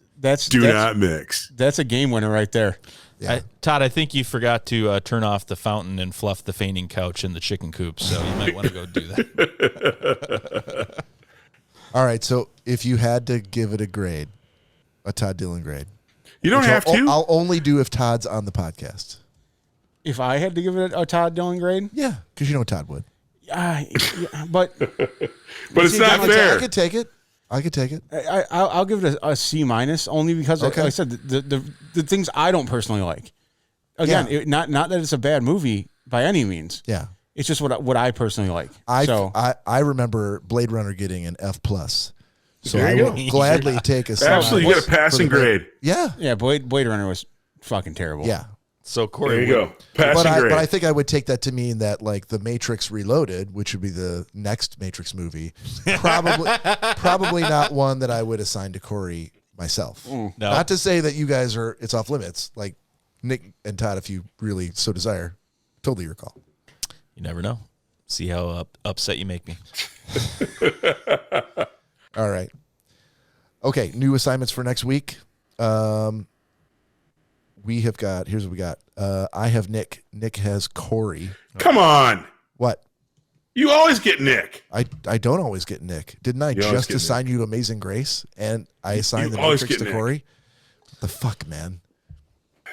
Don't second guess me, Todd Dillon. I have All right. Nick. Nick has Cory. Cory has Todd, and Todd has me. Always. I like it. All right. Anybody want to go first? Otherwise, I can jump in. I always have to ask Corey like 17 different movie titles, and he's like, Yeah, seen it. I'm Yeah, gonna seen it. same thing with Bob. Anytime you get Bob, he's seen everything on the sun. Hey Bob, so I'll go first if nobody's Yeah, ready. yeah, go ahead. Have you seen 13 Hours? Who's in it? I don't know. Is that It's the- Krasinski? You don't know who's in what you're trying to assign me? Yeah, that's Krasinski. I don't. It's not about the actors. It's for me, it's Krasinski the- and the Benghazi? yes. Yes. Yeah, yes, I've seen it. Yep. Okay. Then I'm gonna have to go to. I'm gonna have to go to a Cory backup then of a documentary. Then, have you seen Evil Genius? I have not seen Evil Genius. Good call, There you buddy. go. There you go. All right, I got it. Corey, did you say you saw Looper? Yes. Why is that so funny? Because we all had a big chuckle over you leading with that last week, and then you got upset because I said I'd seen it. Because you said, "Oh, I watched 4 movies this week, but I didn't contact any of you fuckers to find out if you watch them, and now that you have, I'm really upset." That's how last weekend went. Yeah. And then you led with Looper again this week. Because I don't have a big arsenal here. I know you don't. So You leading can't help with the size of your arsenal. Yeah. God loves your arsenal. I love your arsenal. your small arsenal is also in the running for episode title of the week. All right, I have Nick though. Nick, I think with you having seen Wolf of Wall Street, I think a really good follow up for that, since I could literally pick any movie under the sun, but this is actually on my list. Moneyball. Okay. Ooh, that's risky. I like it. You know what? That's I'm all about taking risks, bitch. that is That's very risky. I like it. because I'll take the risk. Hey, I think it's a good movie, and It is a good movie. what Nick does and does not like should be able to transcend. Should be able to be transcended by the movie Yeah. itself. I know. I think I've asked Yes. Corey this before. Corey, you seen House of Cards? yes. The Todd actually assigned it to me. Oh, did he? Yeah. Yep. you're talking about the U.S. Kevin Spacey House of Cards. Yeah. Correct. Okay. Yeah. I had to keep looking. All right. I got you, Todd. This is stemming from another documentary. I can't remember the exact name of it. But there was a part of it that we discussed about WeWork. And there is a full documentary called WeWork on Netflix. And it's just about that company. Okay. All right. I'll watch that. I could smell Yeah. Generation Hustle was what you assigned me Yes, before. generation. Yes. I can smell the excitement in his voice upon. No, hearing it's that. actually very, very interesting. All right, Nick. You want to? Nope.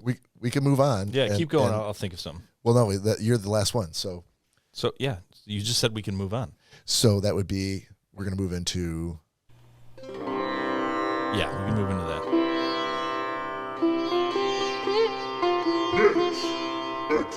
You also have to read this. So.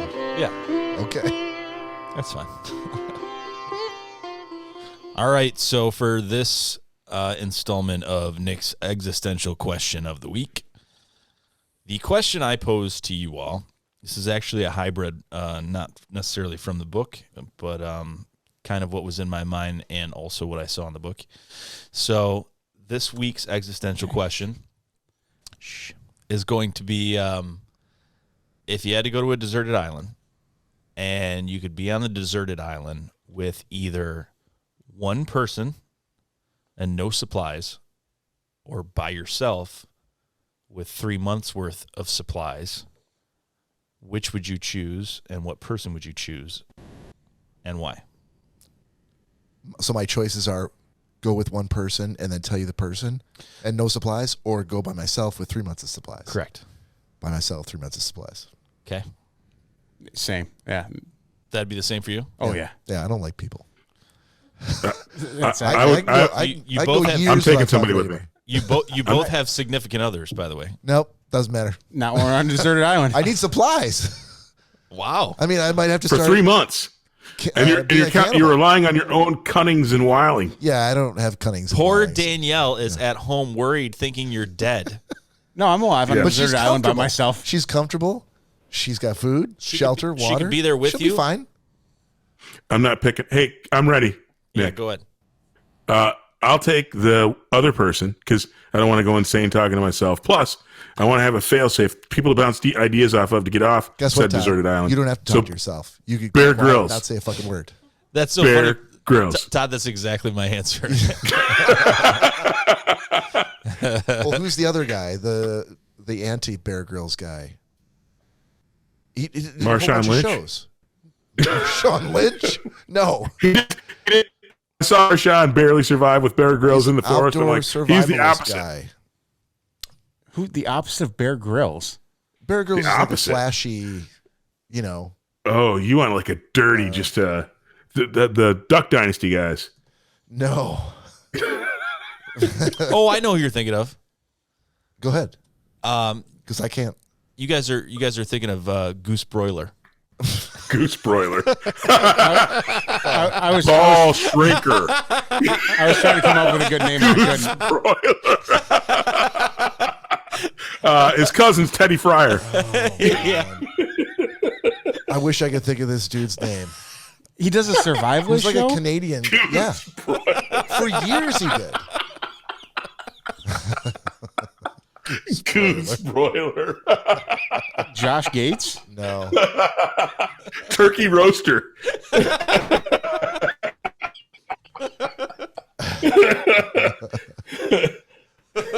Are you thinking of No, not Survivor. Survivor Man? What was his name? Les Stroud? Yes, Les Stroud. Thank you. Oh, I thought you were going to say Dave Gilkey. No, those are two words I will not utter. I'm still not saying them.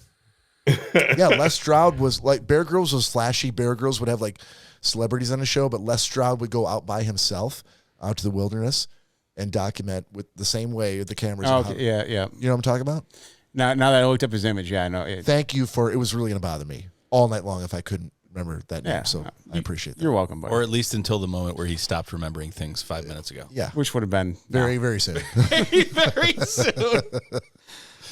Cory, did you see Dances with Wolves? Yes. Damn it. Watched that in like 8th grade.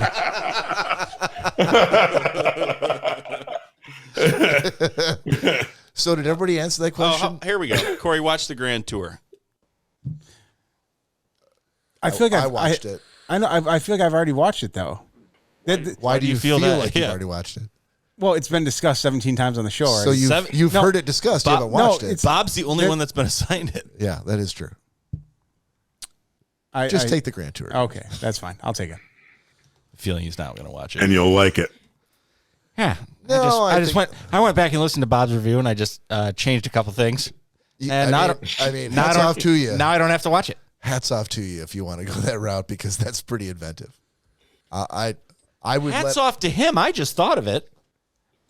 Yeah, I'm saying if he. You're pointing out, great job, Corey. That was very inventive thinking. You know how much work would be involved in doing that?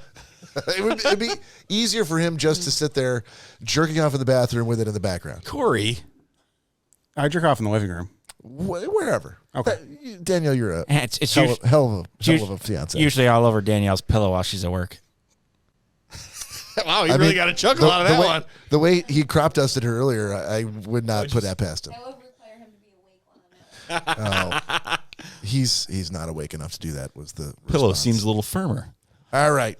I can do it in my sleep. Did you? So I know Todd did. You had the same answer. You going with Bear Grylls? You bringing Bear Grylls? Yes. With you? Okay. Or Goose Broiler. Why? let's stick with Goose Broiler.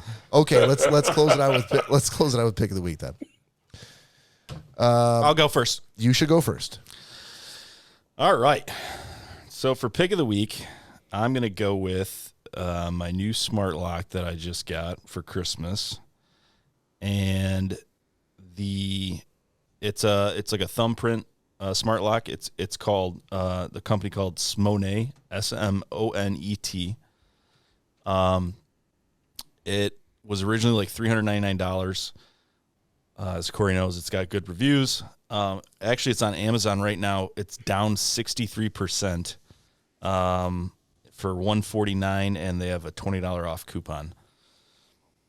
It has biometrics, finger or thumbprint. It's got a flat screen keypad that you can touch. It comes with 3 small $50 size rectangle key fobs that you can assign to different people, and it attaches to keychains.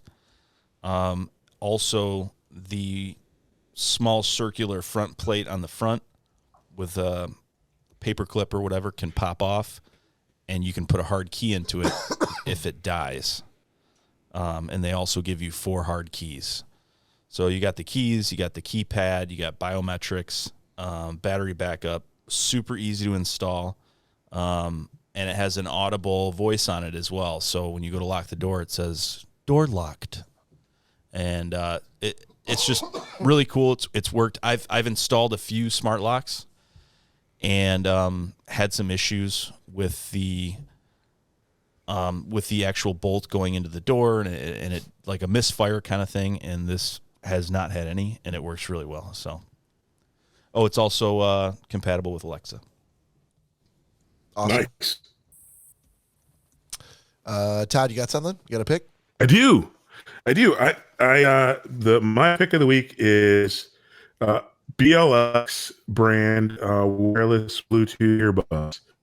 I bought these not because I don't normally wear earbuds or earpieces. I actually was looking for wireless earbuds for Mary. She wanted something where she could work out, listen to music, answer her phone, the whole works, wireless. So I stumbled upon these, and I ended up actually, when I ordered them, I thought I got ripped off because like the company that sent me the thing saying your order was processed was a different name than the name of the brand of the headphones. But eventually they showed up. I actually ordered a 3-pack because they were originally $49.99 a piece, and I ended up getting a pack of 3 for $89.99. So I have 3 sets of them. They are indeed waterproof. When I was shoveling the other day, one of them fell out of my ear into the snow and was wet with sweat and snow, and popped it back in my ear. No big deal. Sound quality is amazing.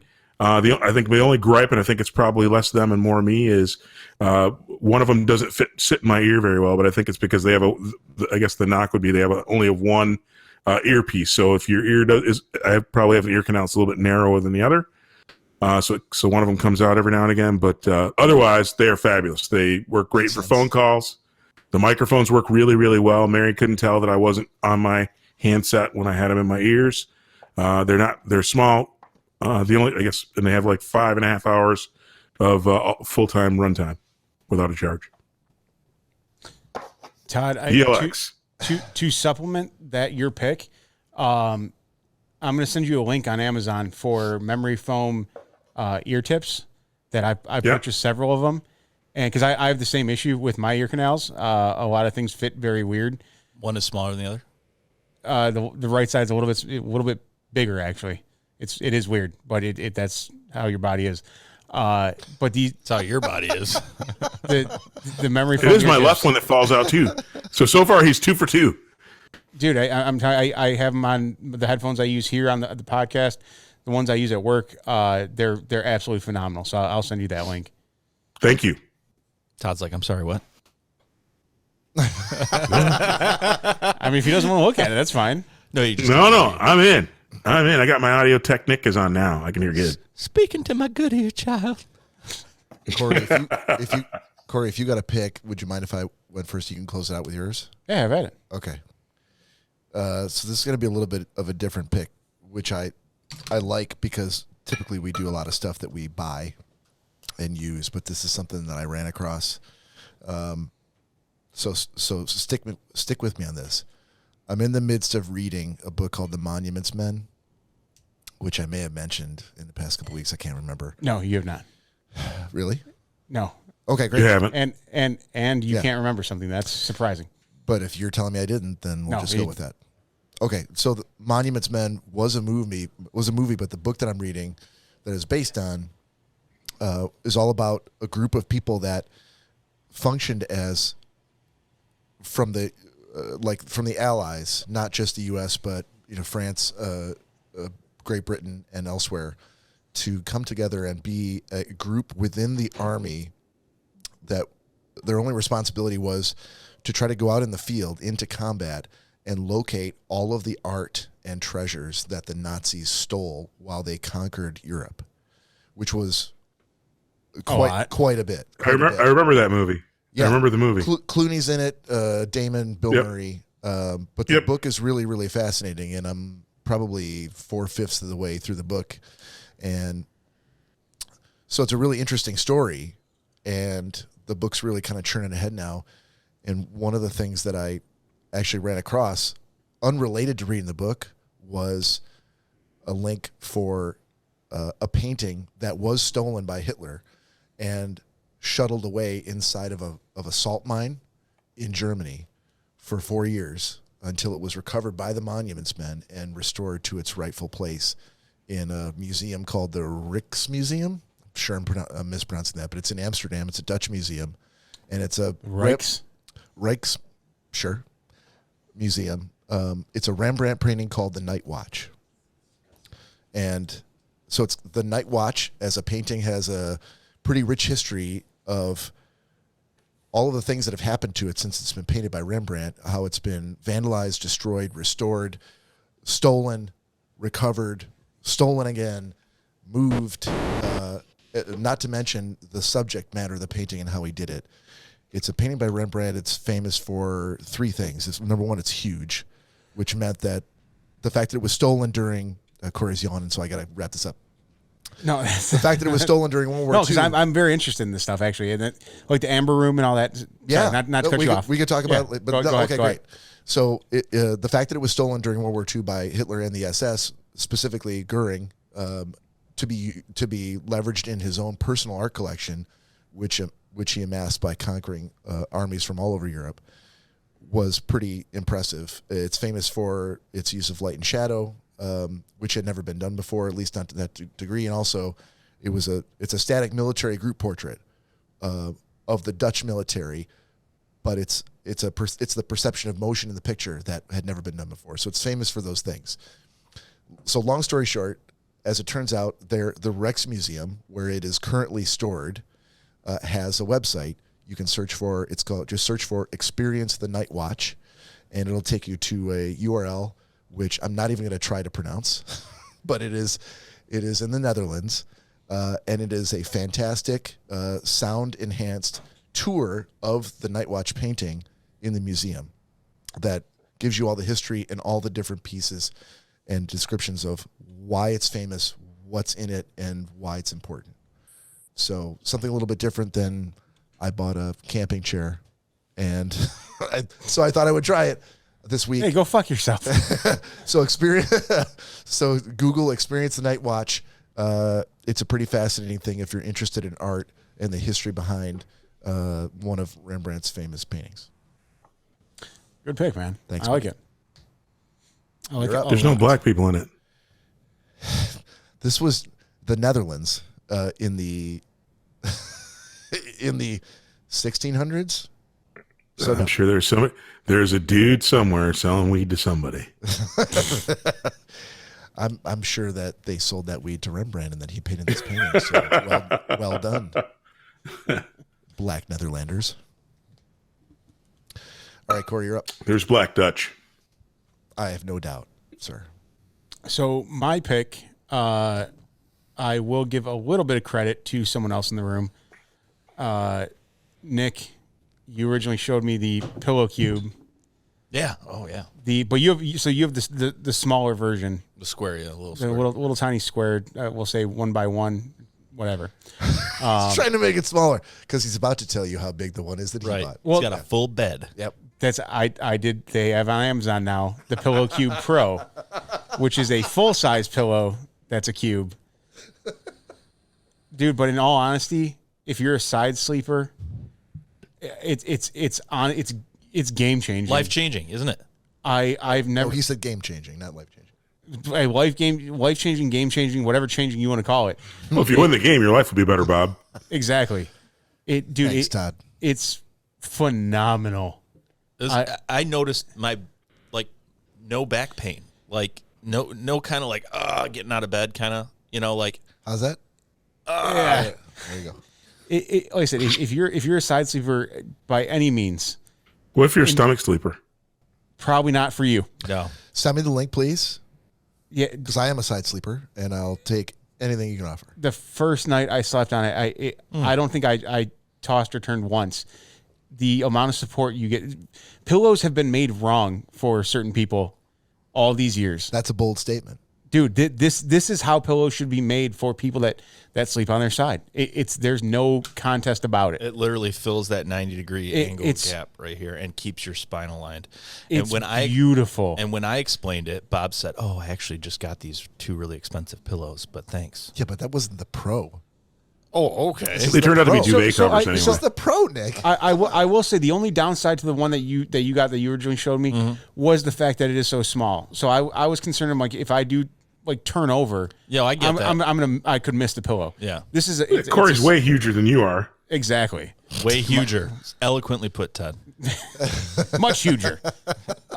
Bigger. So this Extremely huger. if you do turn over, it's the size of a standard pillow, so you're not going to miss the pillow or your head's going to slide off of it. It is a little pricey. That's the only downside.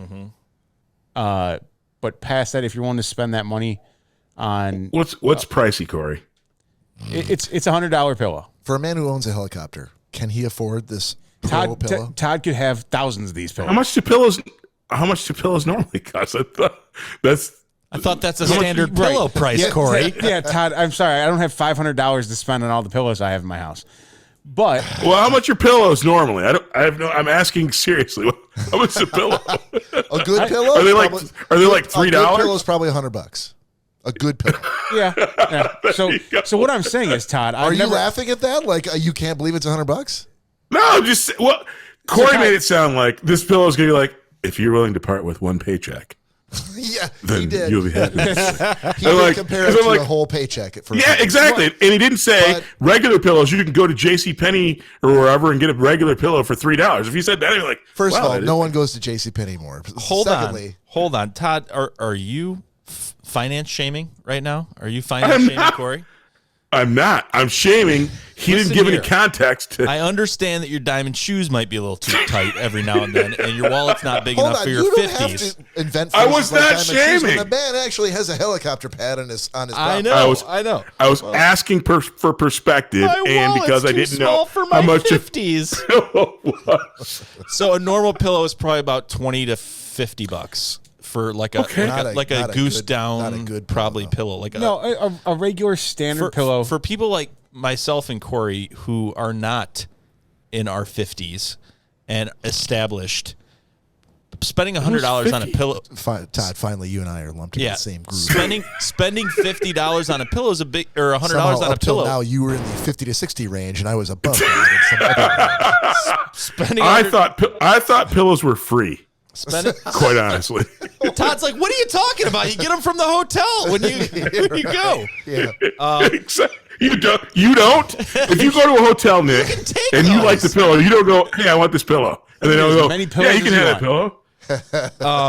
But yeah, I mean, we're right above the age of I will sleep on a stuffed animal if I have to. That's completely fine. A $5 pillow from Walmart will be completely fine. Before we get to, and those days are slowly dwindling. Yeah, but we're kind of on the coattails of the patriarchy that you guys are at. See, you're starting to get to the age, Cory. You're understanding. And I think I've told you this, that when you get to a certain age, things start hurting for no reason. Bob, I just admitted today on this cast, I bought a TENS unit for my back, and I'm now buying a taint. Well, you said you wanted to stop your premature ejaculation. That's a separate unit, Todd. Yeah, let's let mix metaphors here. So Cory and I, taint pillows and back shockers. I can't be putting my taint pads on my back pads, if you know what I'm saying. I'm at the point where I understand, Bob and I have had this conversation many times, that one of the things that I constantly tell people is the mindset of do what you do and do it well. But my version is, if you're gonna spend a lot of time doing something, buy the best of whatever that is. If you love to watch TV, buy a great TV. Anyone and everyone should have a great bed and a great pillow, because it's 1/3 of your life. I mean, its quality of life is going to improve. But it's not many people. Some people learn it earlier, some people learn it later. But I feel like I learned it a little bit later in the game because I could sleep on the cement. But it's something that literally it will change your life, and you need to invest in those things that you use the most of. And a lot of times they're not fun purchases. It's like buying tires. What the fuck? What now? What? I'm not gonna lie, I purchased it. I was very excited about it. Cory bought this pillow, and it sounded like he needed that taint suppressor so that he wouldn't prematurely ejaculate all over his brand new pillow. But that's all to my point. You get to that age where these things excite you now, and these are huge, and then you're like, what the fuck have I been doing for before this? I told Danielle several times, I'm like, they've been making pillows wrong. Clearly, this is by far, like I said, it is life changing. The only takeaway that I had was, I love to put, and I said this before, but I love to put my arm under my pillow, so the pillow is between my arm and my head, and it defeats the purpose of this pillow. Yeah, you can't really do that with this. So I do this now. I put this arm right here, and it feels completely comfortable, and I'm done. Yep, 100%. Yeah, man, I'll send you the link. It's absolutely phenomenal. I appreciate that only because I know that for you to send me that link is really making Nick angry at me because I didn't ask him to send the link. He naysayed mine. He was like, I did. Dude, that sounds really great, and that's great for you. Yeah. But I just spent like $300 on 2 pillows. I did. I'm like, oh, okay. Well, that's great. He's like, if you ever need, I can send you the link for my pillows. And I'm like, no, dude. Yeah, I'm good. He goes, I'm good. Yeah. I'm like, I just was excited about this. And I'll be honest with you. I did not, because it's, when there are things that are standard and it's not like a proprietary blend in companies, if something is standard, like, I'm going to get the Walgreens version of ibuprofen versus, Advil, because there's no difference. The same filler is the exact same in both of those things. One's just cheaper. So with this, there is like an Amazon equivalent, and that's what I got because I wasn't sure. I hadn't talked to anybody like you had that the pillow cube was going to be successful, and I'm like, I'm gonna spend like $70 on this pillow cube, and maybe it's gonna suck. So I bought the like $45 one. Yeah, no, dude, this is worth every bit of the $100. Oh, I'm sure. Like I said, it was rough to pull the trigger on. I will definitely say that. I was like, holy shit, $100 pillow. I don't know. Did it come in the same week that you told Daniel you were buying 4 Funkos. No, well, We're on pre-order? here's even the best part about it. When you order on Amazon, I ordered it at 12:30 on a Wednesday night. It was on the doorstep by 7 in the morning on Thursday. Or no, I'm sorry, Wednesday morning it was there. So I called off work and I slept all day. Dude, I opened it up, and once it fully did, the memory foam came too. Yeah. I wait on it for 5 minutes, and I was like, oh, I need to get up because this is going to end up real bad for me. Boss, I'm not feeling too good today. Yeah. I wanted to real bad. I made my brother and his wife, when they came over, they hadn't been here in several years, and I said, look at my new bed. You know, I love this bed. It's not like part memory foam, part spring. It's like a foot of memory foam, you know, it's firm, and I really like it. And I said, now check this. I showed him the wedge pillow that I got for when I want to watch TV, which is also all memory foam, and then the pillow cube. And my brother's like, oh my God, I have such a bad back. He's like, I don't fucking want to get up. He's like, this is amazing. I'm like, yeah, it's great. I don't know about you, but I never got the tour of the memory foam bed and the pillow configuration. Oh, you'll have to check it out. I did while we were spooning, and he was whispering in my ear. Nice. I love your whiskers. You make a great point, Nick. I think when I switched from Suave and Tresemme shampoos to Oribe Gold Lust Repair and Restore shampoo, it changed my life. Is when you lost all your hair. I'm just telling. Wow. I could have hair if I wanted to, Corey. This is a lifestyle choice, but I'm just telling you. First Since we're talking about the inexpensive things and in shampoos, right? How often are you shampooing your hair? Every day, even me, right? So I was using Suave and Tresemme, and then I switched to that Oribe Gold Lust. That's the best shampoo on the universe.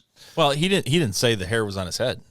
That's true. True. Really got to scrub those pubes down. I could have swore that you were going to say mane and tail, Todd. You need that Gold Lust. And some Cocoa butter. That is the podcast for this week. On behalf of Nick and Corey and Todd, this is Bob saying we'll see you here next week. Please make sure and rate and subscribe to us so you'll get a notification when we go live. See you next week.